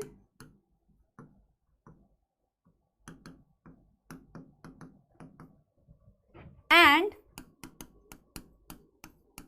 triploblastic is seen। कौन सा फाइलम है, कौन सा फाइलम है जिसमें बेटा ऑर्गन लेवल ऑफ ऑर्गेनाइजेशन और ट्रिप्लोब्लास्टिक जर्म लेयर दोनों दिखता है? जल्दी बताओ, जल्दी बताओ। Yes, Platyhelminthes, Platyhelminthes. वैसे ये आंसर देना तुम्हारे लिए बहुत आसान हो गया क्योंकि ऑर्गन लेवल ऑफ ऑर्गेनाइजेशन सिर्फ एक ही में दिखता है। ये आंसर तुम्हारे लिए आसान हो गया है ना। अच्छा चलो एक और क्वेश्चन पूछती हूं, एक और क्वेश्चन पूछती हूं, ठीक है। नेम द फाइलम, अब मेरे वर्ड्स पे जाना। Name the phylum where for the very first time, name the phylum where for the very first time bilaterally symmetrical body was seen. सबसे पहली बारी बाइलेटरल सिमेट्रिकल बॉडी किसके अंदर दिखी थी? बाइलेटरल सिमेट्रिकल फर्स्ट टाइम किसमें दिखी थी? क्या इसका आंसर भी प्लैटीहेल्मिन्थेस है? बेटा ऐसे सवाल तुमसे पूछे जाते हैं। For the first time triploblastic animals कौन थे? Platyhelminthes. For the first time organ level of organisation कौन दिखा था? Platyhelminthes. For the first time triploblastic germ layer किसमें दिखती है? प्लैटीहेल्मिन्थेस। फर्स्ट टाइम ऐसे पूछते हैं क्वेश्चन। एनालिडा बिल्कुल नहीं है बेटा, बाइलेटरली सिमेट्रिकल सबसे पहले प्लैटी में दिखा था क्योंकि आपका जो सीलेंट्रेटा था और टीनोफोरा था वो तो रेडियली सिमेट्रिकल थे, ठीक है। अब आगे बढ़ जाएं, आगे बढ़ जाएं। जर्म लेयर हो गया। एनसीईआरटी ने देखो जर्म लेयर को कैसे शो किया है। अगर आप एनसीईआरटी का ये डायग्राम देखेंगे तो एनसीईआरटी ने देखो इसी तरीके से दिखाया है बेटा। देखो एक बार एनसीईआरटी को जरा ऑब्जर्व करो। एनसीईआरटी ने जो ये पर्पल कलर के सेल्स बनाए हुए हैं इसे एक्टोडर्म बोला, जो ये ग्रे कलर के सेल्स बनाए हुए हैं बेटा इसे एंडोडर्म बोला, और जो यहाँ पे रेड कलर का दिखाया हुआ है देखो उसे सेल्स नहीं दिखाया हुआ है, उसे सिर्फ सॉलिड पेंट कर दिया है, उसे मीजोग्लिया बोला। ये डिप्लोब्लास्टिक एनिमल है। बट ट्रिप्लोब्लास्टिक के केस में बेटा उन्होंने बाहर वाली पर्पल वाली भी सेल्स दिखाए हुए हैं, ग्रे वाली अंदर वाली उसे भी सेल्स दिखाया हुआ है, और जो बीच वाली मीजोडर्म की लेयर उसे भी सेल्स दिखाया हुआ है। ये ट्रिप्लोब्लास्टिक एनिमल्स है। So this is triploblastic, this is diploblastic animal, ठीक है ना।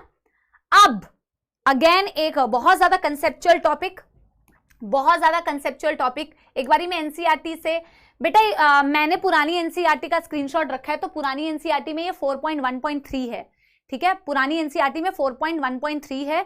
नई एनसीईआरटी में कौन सा पेज नंबर है एक बार आप बेटा क्लास में देख मतलब लिख दीजिए ताकि नई एनसीईआरटी का पेज नंबर भी बच्चे देख लें। इसमें देखो क्या बोला हुआ है डिप्लोब्लास्टिक, ट्रिप्लोब्लास्टिक में animal in which the cells are arranged in two embryonic layer. Embryonic layer याद करो मैंने क्या पूछा था अभी, क्या अभी हमारे अंदर दिख रही है क्या? नहीं ना। एम्ब्रियो का मतलब था जब तुम यूट्रस के अंदर थे, right.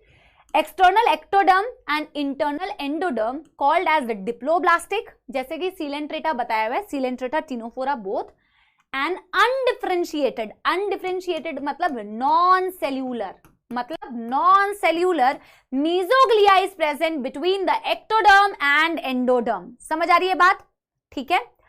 Those animals in which the developing embryo has a third germ layer that is mesoderm in between ectoderm and endoderm are called as triploblastic animal, ठीक है।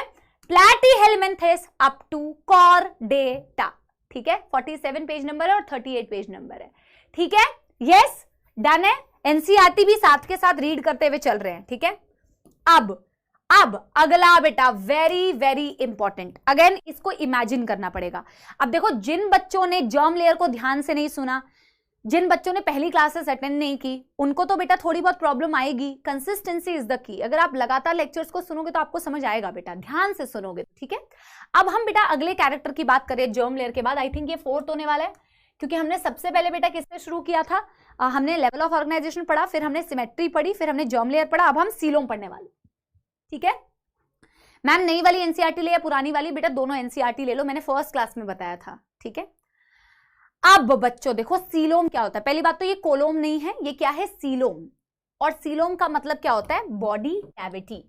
सीलोम का मतलब क्या होता है, बॉडी कैविटी। अगर मैं तुम्हें ये सरल भाषा में समझाना चाहूं, अगर मैं तुम्हें इजी भाषा में समझाना चाहूं, क्योंकि एनसीईआरटी ने तो बेटा एम्ब्रियोनिक लाइफ को ही डिस्क्राइब किया है। एनसीईआरटी का अगर सीलोम का डायग्राम देखोगे तो तुम्हें लगेगा मैम ये तो जर्म लेयर में अभी हमने पढ़ा था, मैम ये तो जर्म लेयर वाला डायग्राम है ना। तो ये जर्म लेयर वाला डायग्राम तुम्हें दिखने लगता है, क्योंकि एनसीईआरटी ने ना बेटा क्या किया है ना, एनसीईआरटी ने एम्ब्रियोनिक लाइफ को एक्सप्लेन किया हुआ है। जब हम एम्ब्रियोनिक लाइफ में थे तो कैसी जर्म लेयर दिख रही है या कैसा बॉडी का सीलोम दिख रहा है। बॉडी का सीलोम का मतलब होता है बॉडी के अंदर की कैविटी, यानी बॉडी के अंदर की खाली जगह। जैसे कि अगर तुम अपने अलमीरा को देखो, अलमीरा को देखोगे, अगर ऑब्जर्व करोगे तो उसके अंदर खाली जगह होती है ना। उस खाली जगह के अंदर तुम क्या रखते हो, उस खाली जगह के अंदर क्या रखते हो बेटा, ऑर्गन्स रखते हो। ऑर्गन्स नहीं रखते हो यार वो तो बॉडी के अंदर रखते हो। बेटा खाली जगह के अंदर क्या रखते हो, कपड़े रखते हो कि नहीं। अगर तुम्हारे अलमीरा में खाली जगह नहीं होती, वो कैविटी नहीं होती, वो स्पेस नहीं होता, तो कपड़े तो नहीं रख पाते, राइट, कपड़े तो नहीं रख पाते। वैसे तुम्हारी बॉडी के अंदर भी बेटा क्या खाली जगह होनी चाहिए ना, वो खाली जगह में तुम्हारे ऑर्गन्स रहेंगे, ठीक है। यस समझ रहे हो, यस समझ रहे हो। तो अगर मैं बेटा एडल्ट की बात करूं, हालांकि एनसीईआरटी के डायग्राम एम्ब्रियोनिक, लेकिन अगर मैं लेमैन लैंग्वेज में तुम्हें समझाना चाहूं, हंसो मत, हाँ, अगर मैं बेटा लेमैन लैंग्वेज में तुम्हें समझाना चाहूं, अगर मैं एडल्ट्स की बात करूं, जैसे मैं किसी की भी शक्ल बना लेती हूं, ठीक है। तुम में से किसी अर्जुना की मैंने शक्ल बनाने की कोशिश की है, ये बहुत ही गंदी सूरत बनी है, कोई बात नहीं, एक और ट्राई किया जाएगा, ठीक है। उतनी अच्छी अभी भी नहीं बनी बट चलेगा।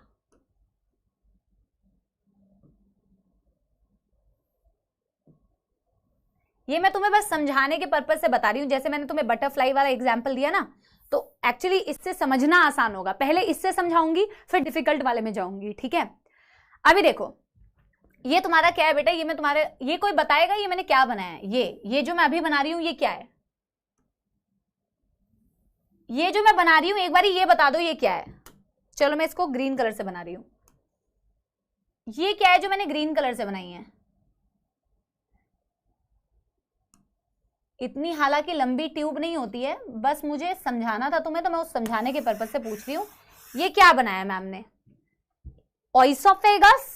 क्या मैं एलिमेंट्री कैनाल बोल सकती हूँ, क्या मैं फूड पाइप या एलिमेंट्री कैनाल बोल सकती हूँ, मुंह से जा रहा है ना ऐसे करके, फूड पाइप बोल सकती हूँ, एलिमेंट्री कैनाल बोल सकती हूँ, राइट बोल सकती हूँ, ठीक है। और ये फूड पाइप बोल सकती हूँ, और इसको मैं बेटा व्हाइट वाले को मैं बॉडी वॉल बोल सकती हूँ, आपकी आउटर बॉडी वॉल है, कह सकती हूँ Arjuna's. Yes my future doctors, ये मैं तुम्हें लेमैन लैंग्वेज में समझा रही हूं, मतलब सरल भाषा में समझाने की कोशिश करूंगी। कह सकती हूँ कि नहीं मेरे बच्चों, यस एवरीबॉडी, यस एवरीबॉडी, हाँ। तो ये बेटा मैं तुम्हें एक चीज समझाने की कोशिश कर रही हूं। अभी तुमने जर्म लेयर पढ़े थे, एक्टोडर्म, एंडोडर्म एंड मीजोडर्म पढ़े थे हमारे लिए, क्योंकि ये हम अपने आप को कॉर्डेट्स बोलते हैं ना, तो मैं अपने लैंग्वेज में पहले समझा रही हूं आसान भाषा में, कि यार हमारे पास 3 जर्म लेयर थी, एक्टोडर्म, एंडोडर्म और मीजोडर्म। हमारी जो बेटा बॉडी वॉल है, आउटर बॉडी वॉल, ये आउटर बॉडी वॉल एक्टोडर्म की बनी है। ये तुम्हारी क्या है, आउटर बॉडी वॉल। क्या इसे बनाना है, तुम अभी मुझसे पूछोगे तो ये बनाना है बेटा, बिल्कुल बनाना है, 100% बनाना है। ये आउटर बॉडी वॉल है, ये किसकी बनी है, सपोज मैं बोल रही हूं ये एक्टोडर्म की है, और ये तुमने अभी मुझे आंसर दिया कि मैम ये हमारी एलिमेंट्री कैनाल बोल सकते हैं या डाइजेस्टिव ट्रैक्ट बोल सकते हैं। तो हमारी एलिमेंट्री कैनाल जो ग्रीन कलर की लेयर दिख रही है वो किसकी बनी है, वो किसकी बनी है बेटा, वो बनी है तुम्हारी एंडोडर्म की। वो किसकी बनी है बेटा, एंडोडर्म की, right.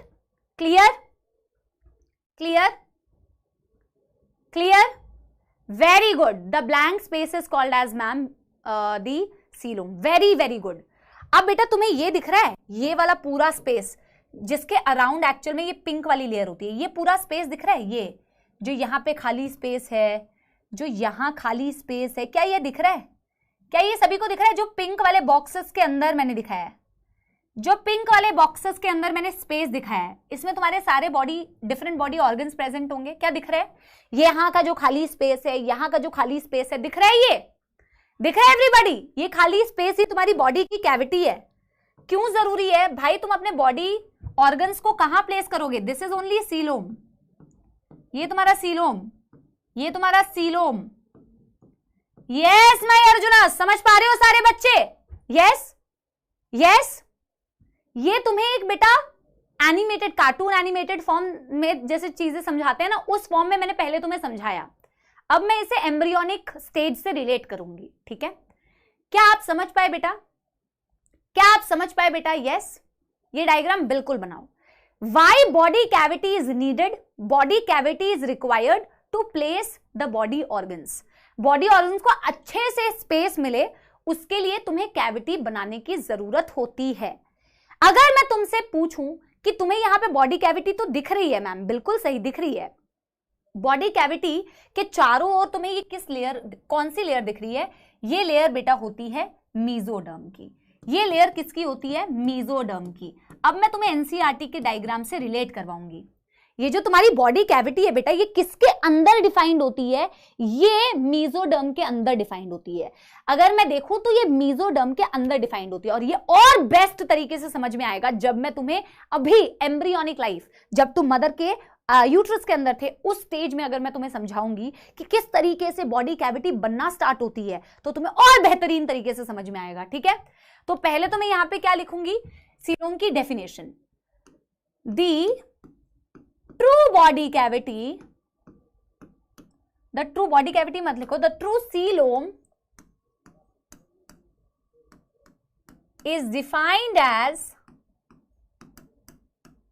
is defined as the body cavity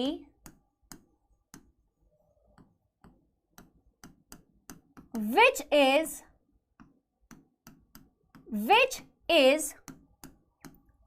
surrounded by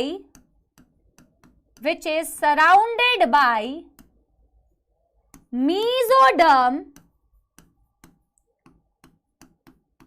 on both the sides, अब बेटा पहले आप इसको लिखिए, फिर मैं इस लाइन का मतलब आपको अभी समझाऊंगी। इस लाइन का मतलब मैं अभी आपको समझाऊंगी, ठीक है? आप पहले इसको नोट कीजिए, फिर मैं अभी आपको समझाऊंगी, ठीक है?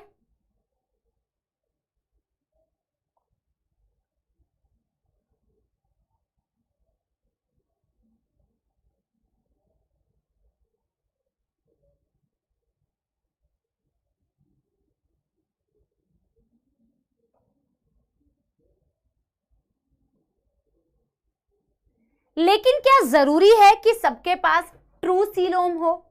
ऐसा जरूरी तो नहीं है, अलग अलग टाइप के सीलोम हो सकते हैं।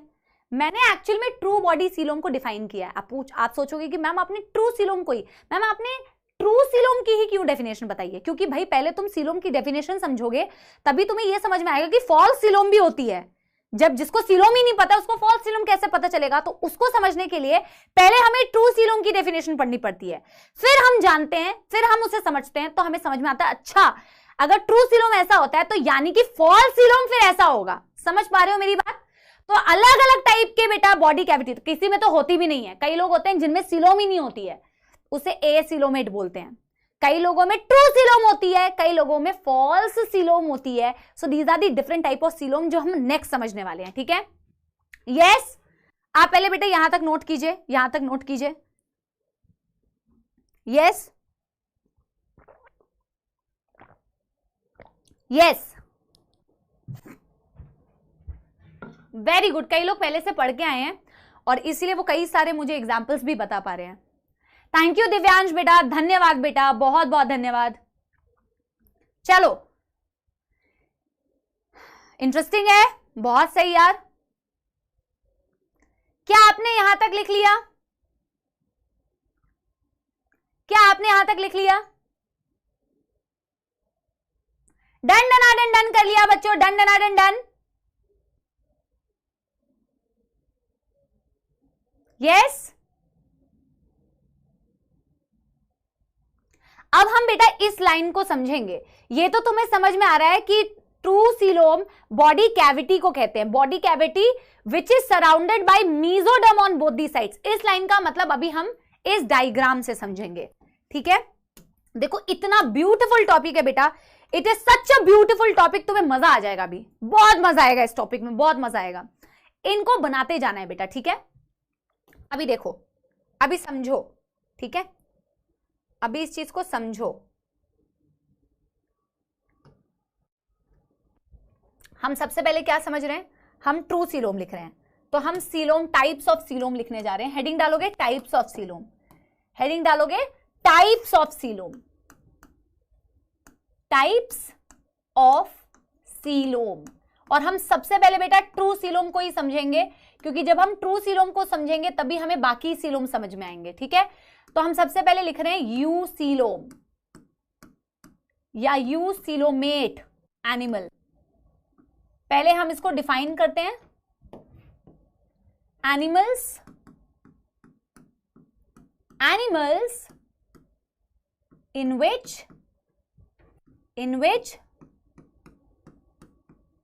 true coelom is present या true body cavity is present, true body cavity is present which is defined as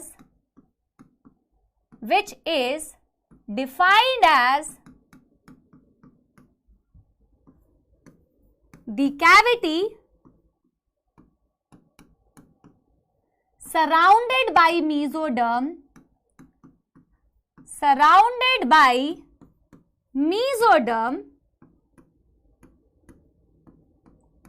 on both the sides, on both the sides।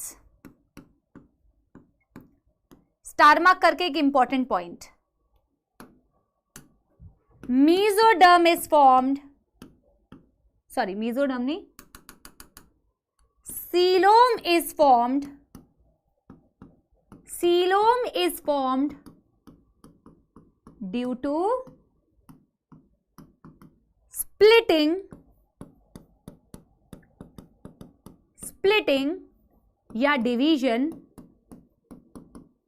of mesoderm। देखो आप कितने सुंदर तरीके से डायग्राम से ये वाली बात को समझ पाएंगे। बेटा पहले तो मुझे ये एनिमल का नाम बताओ, जो मैं मतलब ये कौन से एनिमल्स हैं या ये क्या मैंने दिखाया हुआ है डायग्राम में, ये आप मुझे पहले बताना। अब देखो आप मुझे बताओ, ठीक है, कि ये मैंने कौन से एनिमल्स को बनाया हुआ है। ये व्हाइट कलर की एक लेयर बना रही हूं,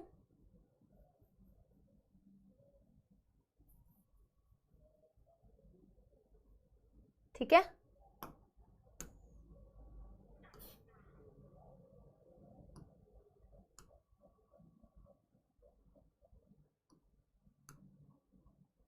फिर बनाते हैं एक पिंक कलर की लेयर,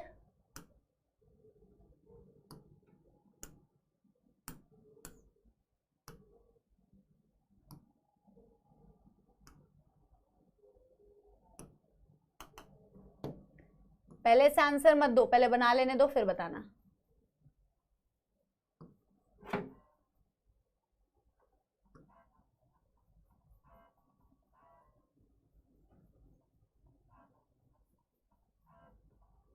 ठीक है, ये सेल्स बना रही हूं मैं, और फिर मैं बना रही हूं एक येलो कलर की लेयर। अरे भाई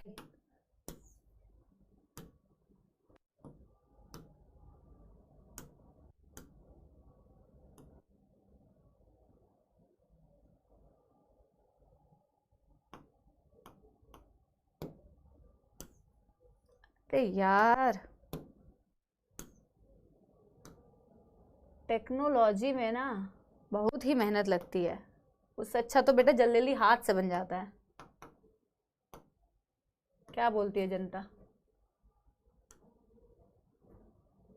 हाँ अभी ठीक है।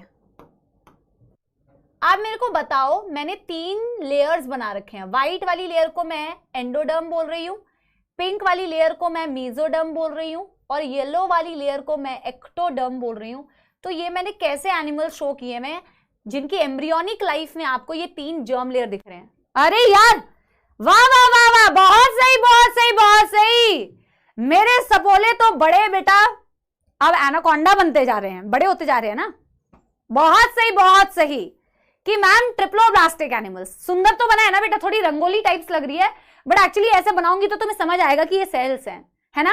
सही पकड़े हैं, बिल्कुल सही पकड़े हैं मेरे अर्जुनास, कि यार मैम ये मैंने दिखाई है एक्टोडर्म की लेयर मैम, और ये मैंने दिखाई है मेसोडर्म की लेयर मैम, और ई हमने दिखाया है एंडोडर्म की लेयर मैम। यानी कि आपने क्या बोला मैम, ये ट्रिप्लोब्लास्टिक एनिमल्स हैं। बिल्कुल सही, जबरदस्त जबरदस्त जबरदस्त, बहुत सही।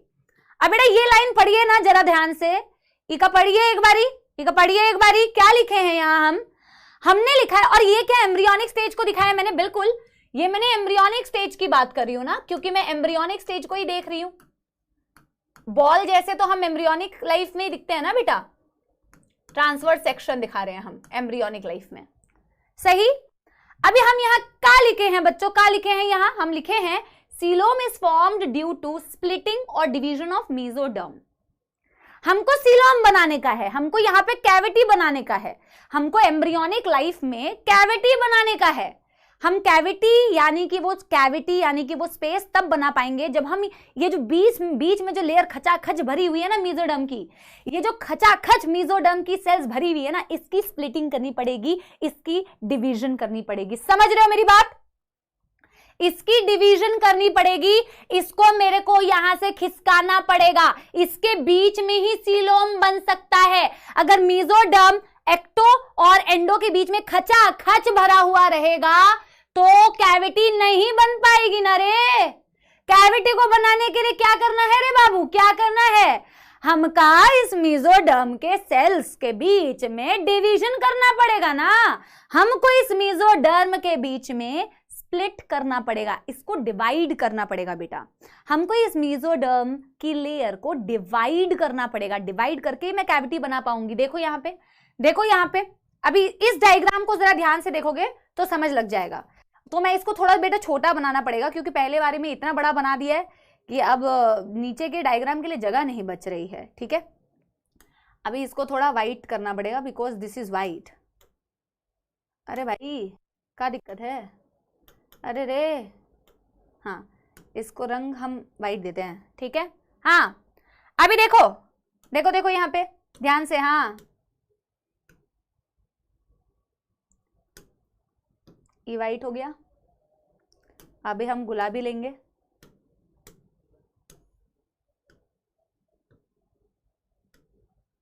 अभी देखो कैसे कॉन्सेप्ट बेटा तुम्हारे दिमाग में घुसता है, तभी घुसेगा बेटा। देखो बता तो हम रहे हैं, लेकिन दिमाग में तुम्हारे तभी घुसेगा जब तुम उसको अटेंशन के साथ सुन भी रहे हो। ठीक है ना,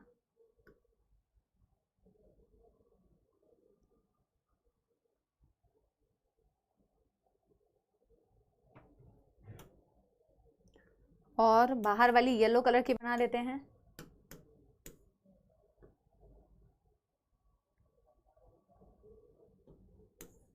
अति सुंदर, ड्राइंग के हमको पूरे नंबर मिलेंगे। चलो अभी देखो, आप पहले मेरे को बताते जाओ बेटा। ठीक है, मेरे पास थोड़ी कम स्पेस थी, इसलिए मैंने थोड़ा इन लेयर्स को थोड़ा छोटा छोटा दिखाया है। ठीक है, मेरे पास थोड़ी कम स्पेस थी, इसलिए मैंने इन लेयर्स को थोड़ा छोटा छोटा दिखाया। ये मत सोचना कि मैम ऊपर वाले को थोड़ा मोटा बनाया है, नीचे वाले को थोड़ा पतला बनाया है, उस पर मत जाना बेटा। हमारे इमोशंस पे जाओ, हम तुम्हें क्या समझाने की कोशिश कर रहे हैं। ठीक है, यस यस। आप मेरे को ये बताओ बेटा, आप मेरे को ये बताओ कि ये सबसे पहले ये जो व्हाइट वाली लेयर है, ये मैंने क्या बनाई है, ये व्हाइट वाली लेयर बेटा मैंने क्या बनाई है, सबसे पहले मेरे को ये बताओ। मैं इसी डायग्राम से सीलोम बना के बता रही हूं। ये जो बेटा व्हाइट वाली लेयर है, ये मैंने क्या बनाई है, पहले मेरे को ये बताओ। This white layer is what, और फिर आप सारे बच्चे मुझे बताएंगे ये येलो वाली लेयर क्या है। मैम व्हाइट वाली लेयर एंडोडर्म है, वेरी गुड, एंडोडर्म है, वेरी गुड यार।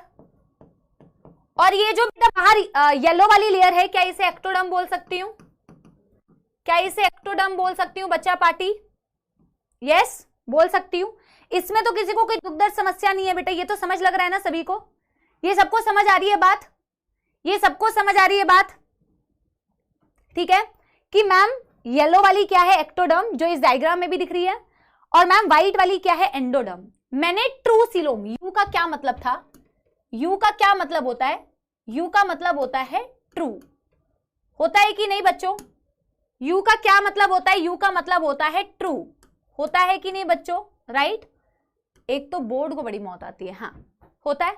मैंने बेटा यहां पे ट्रू सीलोम को डिफाइन करते हुए एक बात लिखी है कि ट्रू सीलोम तभी बनता है जब मेसोडर्म स्प्लिट करता है, मेसोडर्म डिवाइड करता है बच्चों, मेसोडर्म डिवाइड करता है मेरे बच्चों, मेसोडर्म डिवाइड करता है मेरे बच्चों। तो मेसोडर्म जब डिवाइड करता है, मेसोडर्म जब डिवाइड करता है तो उसकी एक लेयर बाहर की तरफ हो गई, एक लेयर नहीं, उसके बीच में गैप बनने वाला है। देखो उसके बीच में गैप बनने वाला है। ये पिंक वाली मेसोडर्म की सेल्स है।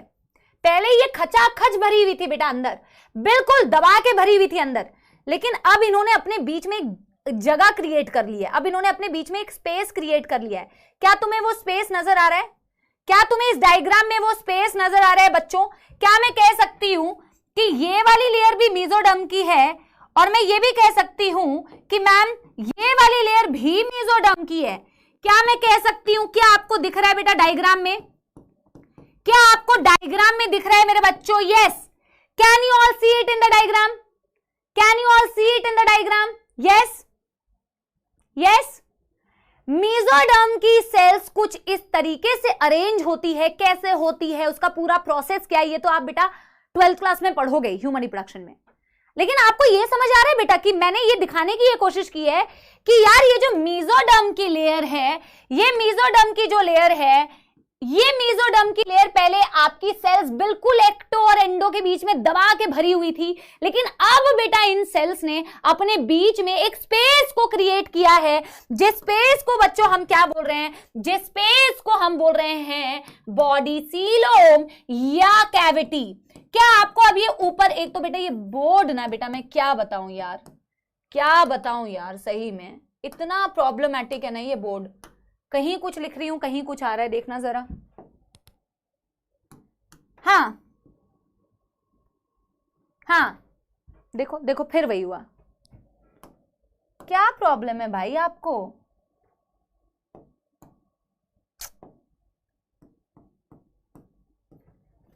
यस यस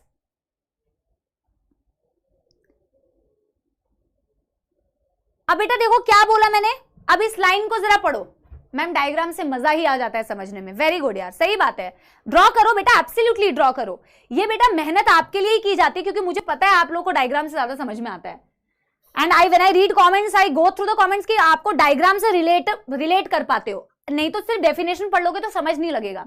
तो मैंने यहाँ पे देखो क्या लिखा था, animals in which true body cavity is present, उसको आप यूसिलोम बोलते हो, which is defined as the cavity surrounded by mesoderm on both the side। क्या बोला? दोनों तरफ मेसोडर्म होने चाहिए। क्या आपको नजर आ रहा है बेटा? क्या आपको इस डायग्राम में नजर आ रहा है कि ये तो खाली स्पेस को तुमने बॉडी कैविटी बोला? क्या बॉडी कैविटी के इस पार और उस पार, अंदर की तरफ और बाहर की तरफ, दोनों तरफ मेसोडर्म है, दोनों तरफ मेसोडर्म है। नजर आ रहा है? नजर आ रहा है? यस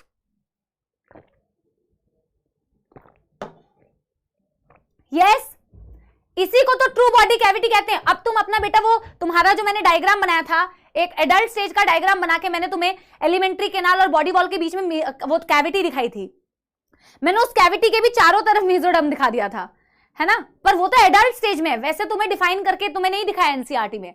एनसीईआरटी में ऐसे दिखाया है, एनसीईआरटी में ऐसे दिखाया है। समझ पा रहे हो मेरी बात? यस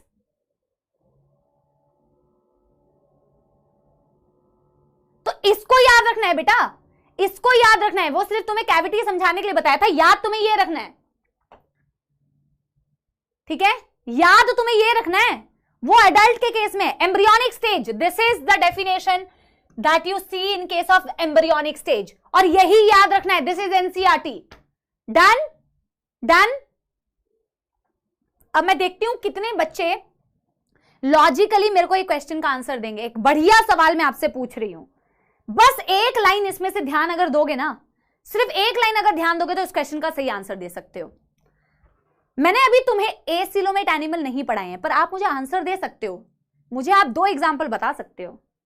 मैंने अभी तुम्हें नहीं बताया एसिलोमेट का मतलब होता, एसिलोमेट का मतलब ए का मतलब होता है एब्सेंस, जहां सीलोम नहीं होती, जहां ट्रू बॉडी कैविटी नहीं होती।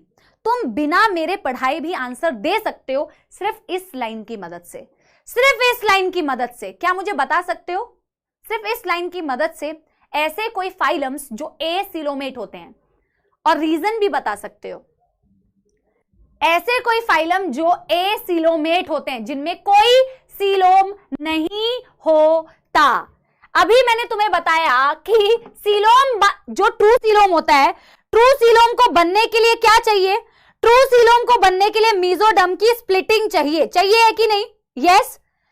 अब भैया जहां सीलोम बनने के लिए मेसोडर्म चाहिए, जिनके पास मेसोडर्म है ही नहीं मैम, तो उसमें ट्रू बॉडी कैविटी कैसे बनेगी?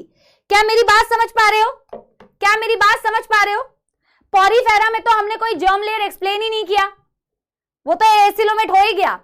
सीलेंट्रेटा और टीनोफोरा को हमने बोला था डिप्लोब्लास्टिक एनिमल, उसको हमने क्या बोला था? डिप्लोब्लास्टिक। शानदार बेटा, clappings for all of you, very very good बेटा, वेरी वेरी गुड। अब मुझे धीरे धीरे लग रहा है कि बच्चे समझ रहे हैं यार, ठीक है। मैं अपने लास्ट ईयर के अर्जुनास को मिस कर रही थी थोड़ा कि यार मेरे ये वाले अर्जुनास कब धीरे धीरे वैसे बनेंगे, पेस पकड़ेंगे, तेजी पकड़ेंगे। आंसर्स देख के लग रहा है थोड़ा बहुत पकड़ पा रहे हो अभी, शाबाश बेटा। अभी मैम ने ये समझाया कि यार मेसोडर्म जब डिवाइड करेगा तभी तो कैविटी बनेगी, मेसोडर्म की जब स्प्लिटिंग होगी तभी तो कैविटी बनेगी। तो जिन एनिमल्स में है ही नहीं उनमें तो कैविटी दिख ही नहीं सकती है ना यार, जैसे पॉरीफेरा में तो बताया ही नहीं। सीलेंट्रेटा और टीनोफोरा को मैम ने डिप्लोब्लास्टिक बनाया था, उसमें तो मेसोडर्म ही नहीं था, उसमें मेसोग्लिया थी, तो उसमें बॉडी कैविटी नहीं होगी, वो एसिलोमेट होंगे। Yes everyone, yes everyone, clear है ना ये बात? क्लियर है कि नहीं ये बात? Right right. पहले मैं इसका एग्जांपल लिख देती हूं ट्रू सीलोम का, फिर हम वहां पे बढ़ेंगे बेटा। इसका एग्जांपल है, पहले मैं इसका एग्जांपल लिख देती हूं, फिर मैं आगे बढ़ूंगी, ठीक है। तो इसका एग्जांपल पहले नोट करते हैं बच्चों। एग्जांपल क्या हो रहा है? हाँ, एग्जाम्पल एस्केहेलमिन्थिस, एस्केहेलमिन्थिस, अरे यार एस्केहेलमिन्थिस नहीं, sorry sorry sorry sorry sorry sorry, बहुत बहुत सॉरी, एस्केहेलमिन्थिस नहीं, annelida up to chordata, annelida up to chordata. गलती से बेटा, गलती हो गई, मेरे मुंह से निकल गई, ठीक है। तो इसको स्टार मार्क करने का है, स्टार मार्क, ठीक है। चलो अब यू सिलोमेट के बाद बेटा मैं बाकी 2 सिलोम समझाती हूं। चलो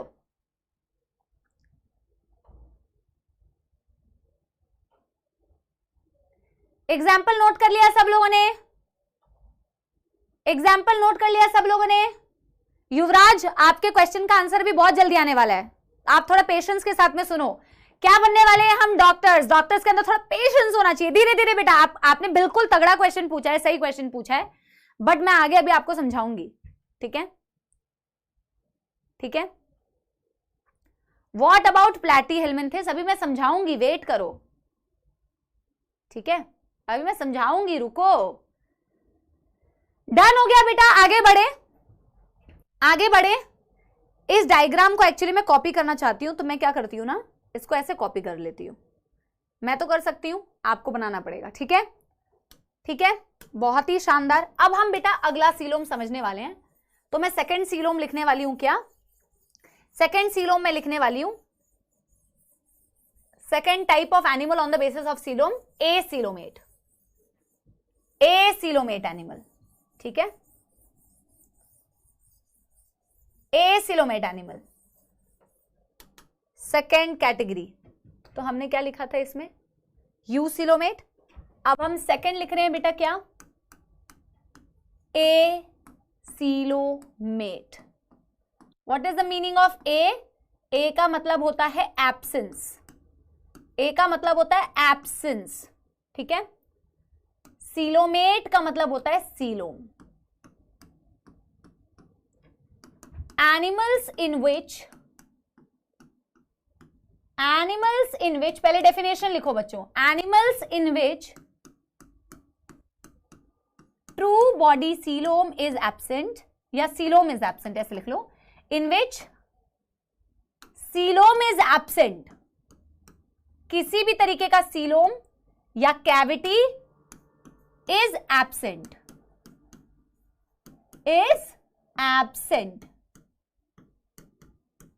ठीक है। अब आप मेरी बात बिल्कुल ध्यान से सुनना। Examples, Porifera, Coelenterata, Ctenophora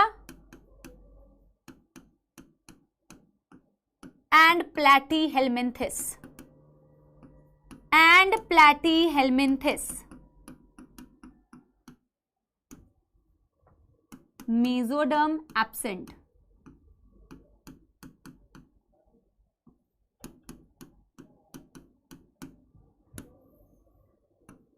solid mesoderm,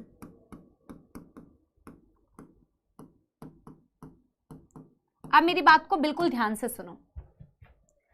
अब मेरी बात को बिल्कुल ध्यान से सुनो बेटा। पोरीफेरा या सीलेंट्रेटा या टीनोफोरा, इनमें हमने मेसोडर्म की कोई बात ही नहीं की। मेरी बात सुनो, कई बच्चों को समझ गया, जैसे जिग्नेश, पूर्बिया, वेरी गुड बेटा। मैंने आपसे कहा कि सीलोम बनने के लिए मेसोडर्म को स्प्लिट करना पड़ेगा, मेसोडर्म को खिसकना पड़ेगा, मेसोडर्म को शिफ्ट करना पड़ेगा, राइट? तब जाके बॉडी कैविटी बन रही है, तब जाके सीलोम बनने की संभावना हो सकती है। अब जिनमें डिप्लोब्लास्टिक जो एनिमल्स है, जिनमें मेसोडर्म है ही नहीं, या पोरीफेरा जिसमें हमने जर्म लेयर की बात नहीं करी, जिनको हम, ठीक है, ये टीनोफोरा या सीलेंट्रेटा या पोरीफेरा, ये तो डायरेक्टली एसिलोमेट हो गए, ये तो डायरेक्टली एसिलोमेट हो गए। आपके मन में क्वेश्चन आना चाहिए कि मैम प्लैटीहेल्मिन्थेस में तो आपने बताया है कि मेसोडर्म होता है, मैंने बताया कि नहीं?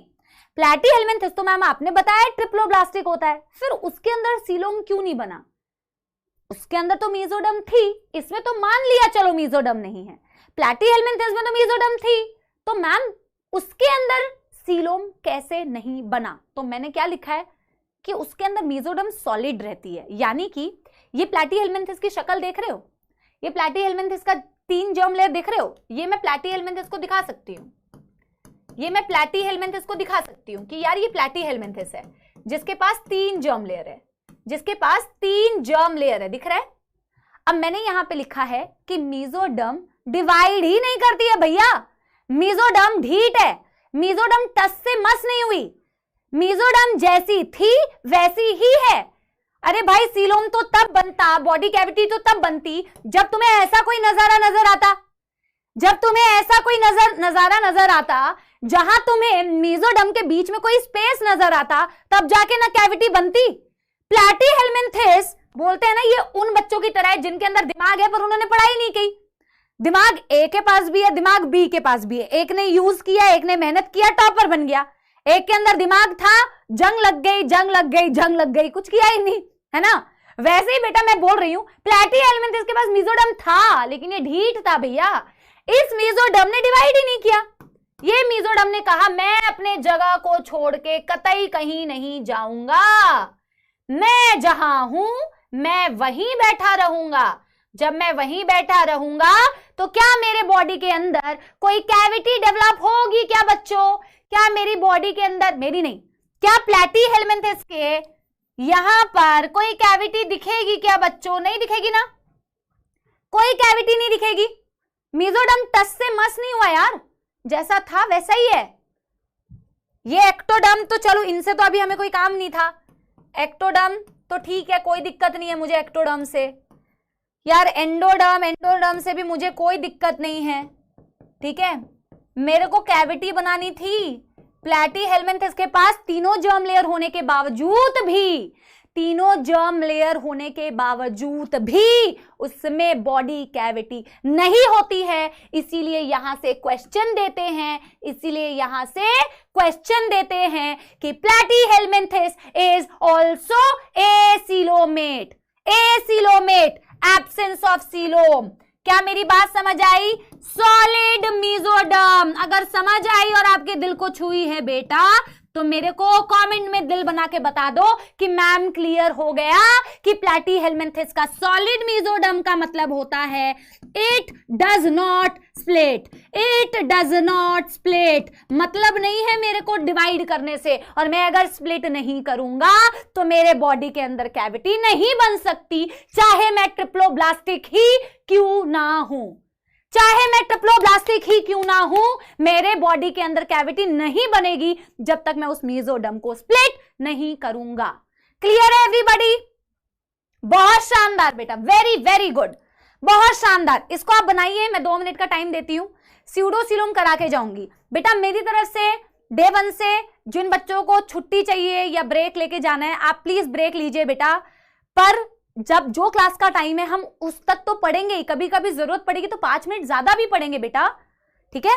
सर्जरी के बीच में से भाग तो नहीं जाओगे कि चलो ऑपरेशन करते हैं पेशेंट का, अरे कोई नहीं, हम थोड़ा यहाँ पे लंच करके आते हैं, डिनर करके आते हैं। पेशेंट का खोल के बेटा बॉडी, आप चले गए डिनर करने, ब्रेक लेने के लिए, let's go on a break, patient will go on a, समझ गए? तो वैसा नहीं करने का। ब्रेक के चक्कर में किसी और का ब्रेक ना करना है बेटा, ठीक है ना? जिंदगी पे ब्रेक नहीं लगाना है। डन है? लिख लो इसको बेटा, फटाफट से लिख लो।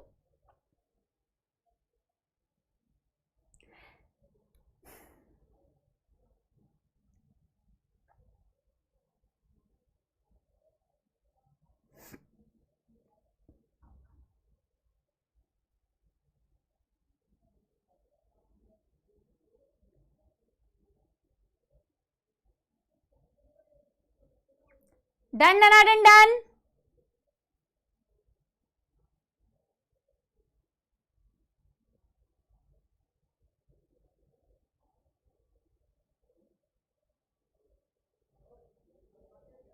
Done done done done. पक्की बात, स्यूडोसीलोम करेंगे। कुछ बच्चे पूछ रहे हैं मैम यहाँ पे ऑर्गन्स कैसे प्लेस होंगे? बेटा देखो, ऑर्गन्स यहाँ पे भी प्लेस हो सकते हैं ऑफ कोर्स। प्लैटीहेल्मिन्थेस की अगर बात करो, सिर्फ ऑर्गन ग्रेड ऑफ ऑर्गेनाइजेशन है, हमारी तरफ पूरे ऑर्गन सिस्टम तो है नहीं। और बेटा मेसोडर्म यहाँ पे अभी खचाखच भरे हुए हैं, एम्ब्रियोनिक स्टेज में तो कोई कैविटी, ट्रू बॉडी कैविटी तो बनी ना, है ना?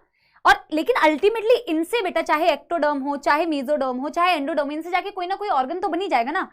ऑफ कोर्स वो हमारी तरफ प्रॉपरली बॉडी कैविटी के अंदर प्लेस नहीं होगा, बट इनसे तो अल्टीमेटली जाके ऑर्गन्स बन ही रहे हैं, है ना? But they will not be placed under any kind of true body cavity, but organs तो बनेंगे ना इनसे जाके। सेल ऐसे का ऐसे थोड़ी रह जाएगा, आगे जाके इनसे ऑर्गन्स बनेंगे ना, ये तो जर्म लेयर है।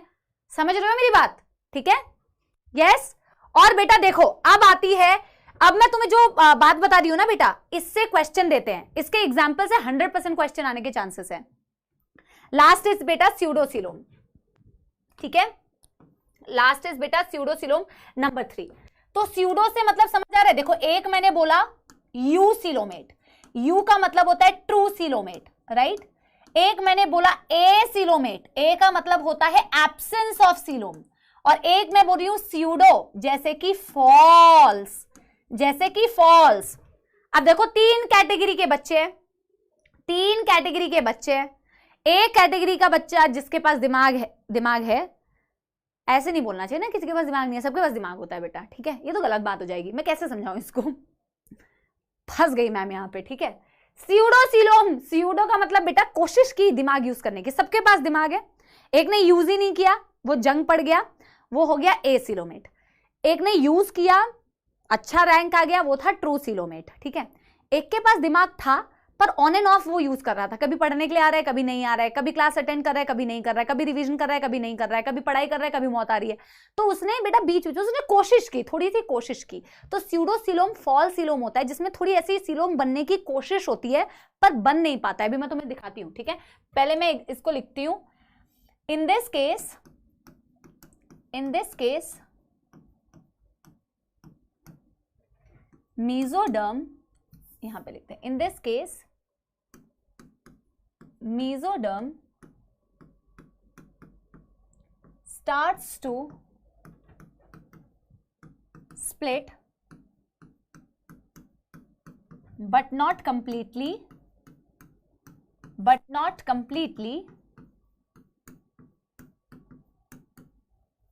instead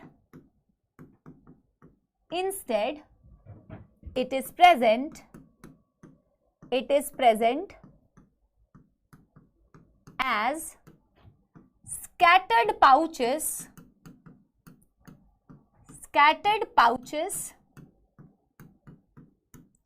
between ectoderm and endoderm. Between ectoderm and endoderm. ठीक है, देखो बेटा, अगेन ट्रिप्लोब्लास्टिक एनिमल बना सकती हूं।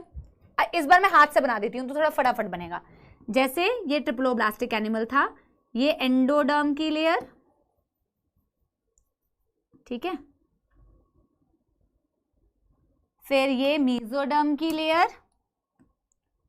इन भाई साहब ने बेटा मेसोडर्म बनाने की कतई पूरी कोशिश की थी यार, ट्राई मारा था। जीवन में ट्राई मारना बहुत जरूरी है बेटा। रिजल्ट से, मैं तो हमेशा कहती हूं, रिजल्ट से ज्यादा जरूरी है कि पूरे एफर्ट्स लेके ट्राई मारना, ठीक है। तो इन भाई साहब ने, जिनके पास स्यूडोसीलोम है ना बेटा, इन्होंने ट्राई पूरा मारा था। ये मेसोडर्म लेयर हो गई, और ये लेयर कौन सी हो गई बच्चों? ये एक्टोडर्म हो गई।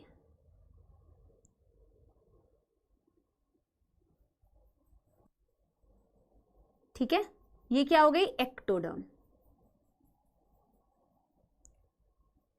अगर बेटा सिर्फ तुम्हें इस तरीके का एक डायग्राम दे दिया जाए और तुमसे पूछा जाए कि name the phylum that shows this kind of coelom, ये वाला जो डायग्राम मैंने अभी बनाया है, सिर्फ ये डायग्राम दे दें और तुमसे पूछे name the animal, name the phylum that shows this type of coelom,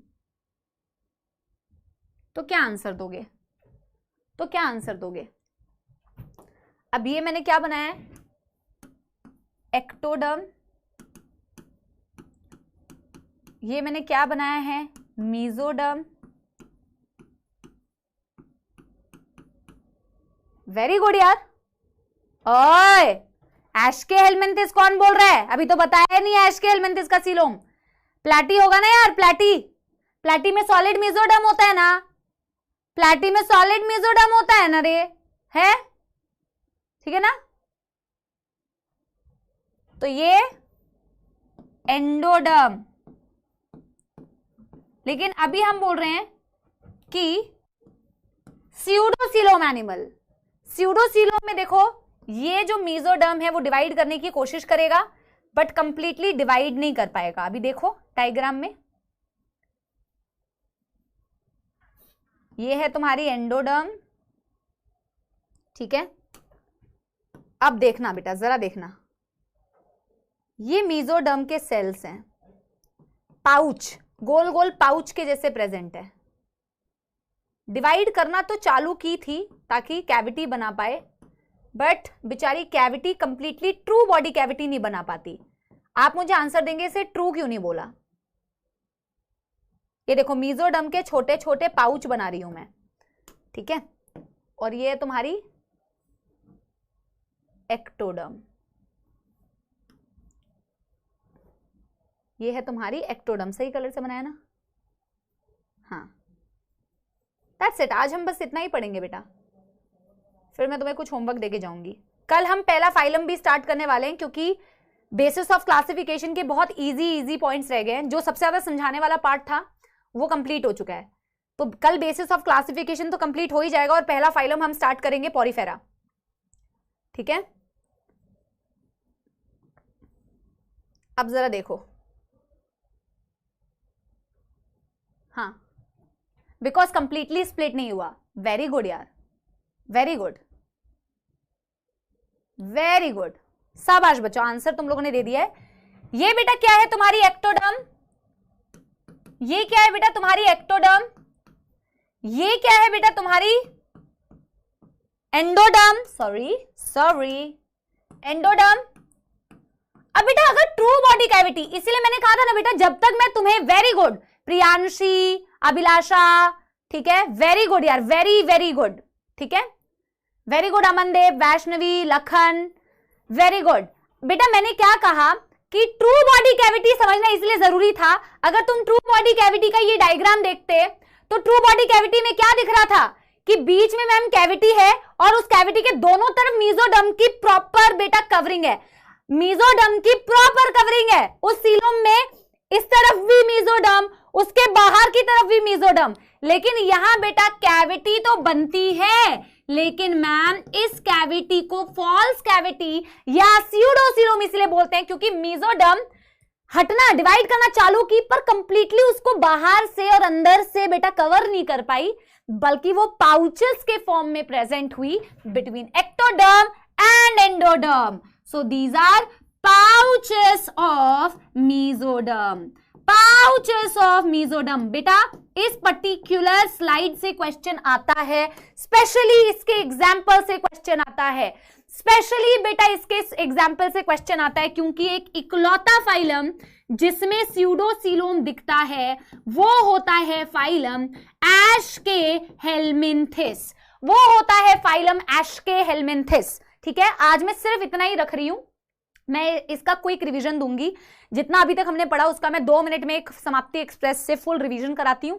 और बेटा अगली क्लास आपको यह ध्यान रखना है, notochord, segmentation, circulatory system, digestive system पढ़ के थोड़ा सा आना और पहला फाइलम थोड़ा पढ़ के आना, वो हम स्टार्ट करेंगे।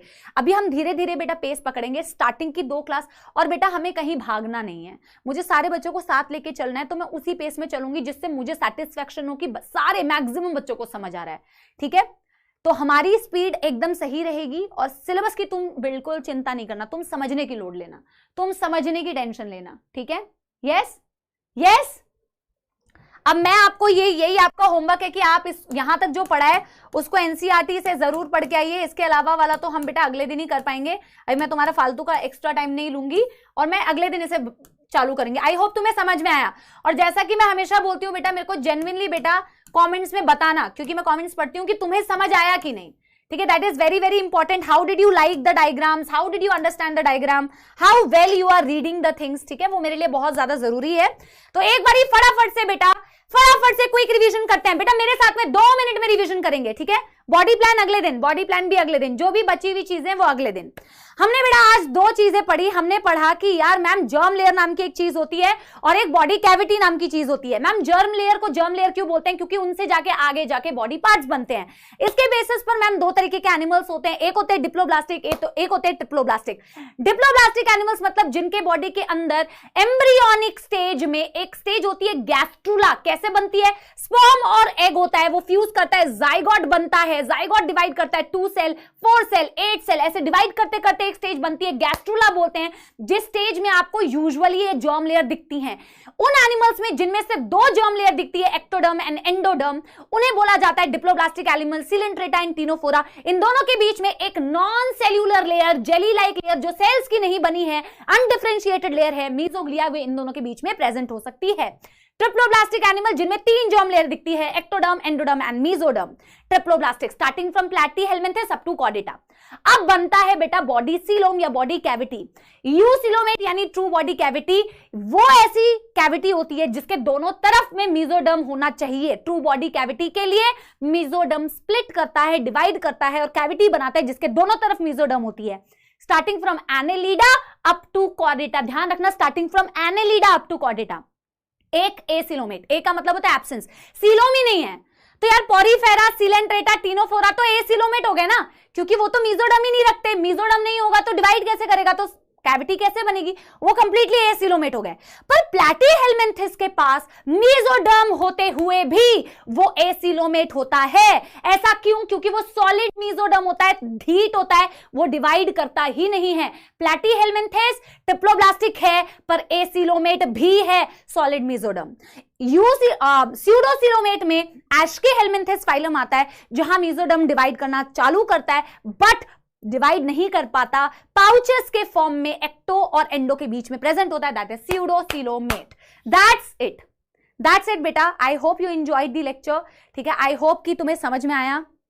ठीक है, यस, ठीक है। तो आज के लेक्चर की समाप्ति करते हैं। हाँ, मुझे कमेंट्स में जरूर बताना सॉन्ग, कौन सा सॉन्ग सुनाऊं यार? तुम्हारे क्लास में वो सॉन्ग सुना है मैंने? चलो सुना देती हूँ। जो मैंने अपने लक्ष्य के बच्चों को सुनाया वही सुना देती हूँ, अभी मुझे वही याद आ रहा है, ठीक है। तो वो गाना है, न हो के भी करीब तू हमेशा पास था, कि 100 जन्म भी देखता मैं तेरा रास्ता, जो भी है सब मेरा तेरे हवाले कर दिया, जिस्म का हर रुआ तेरे हवाले कर दिया। ठीक है, तो अब बढ़िया से पढ़ के आना, अगली क्लास में मिलते हैं सुपर जोश सुपर एनर्जी के साथ में। बेटा टेंशन नहीं लेने का, आप किसी और को कंफ्यूज नहीं करने का, अपना बेटा डायरेक्शन के साथ पढ़ने का, बिल्कुल फोकस होके पढ़ने का, और धीरे धीरे अपन का पेस पकड़ने का। ठीक है, और धीरे धीरे आप मेरे हर साल के अर्जुनास के जैसे ही एकदम जबरदस्त पेस पकड़ेंगे, मुझे पूरा भरोसा है। ठीक है, तो लव यू ऑल बेटा, पढ़ाई करते रहें, ऑल द वेरी बेस्ट, मिलते हैं super soon, bye bye, thank you.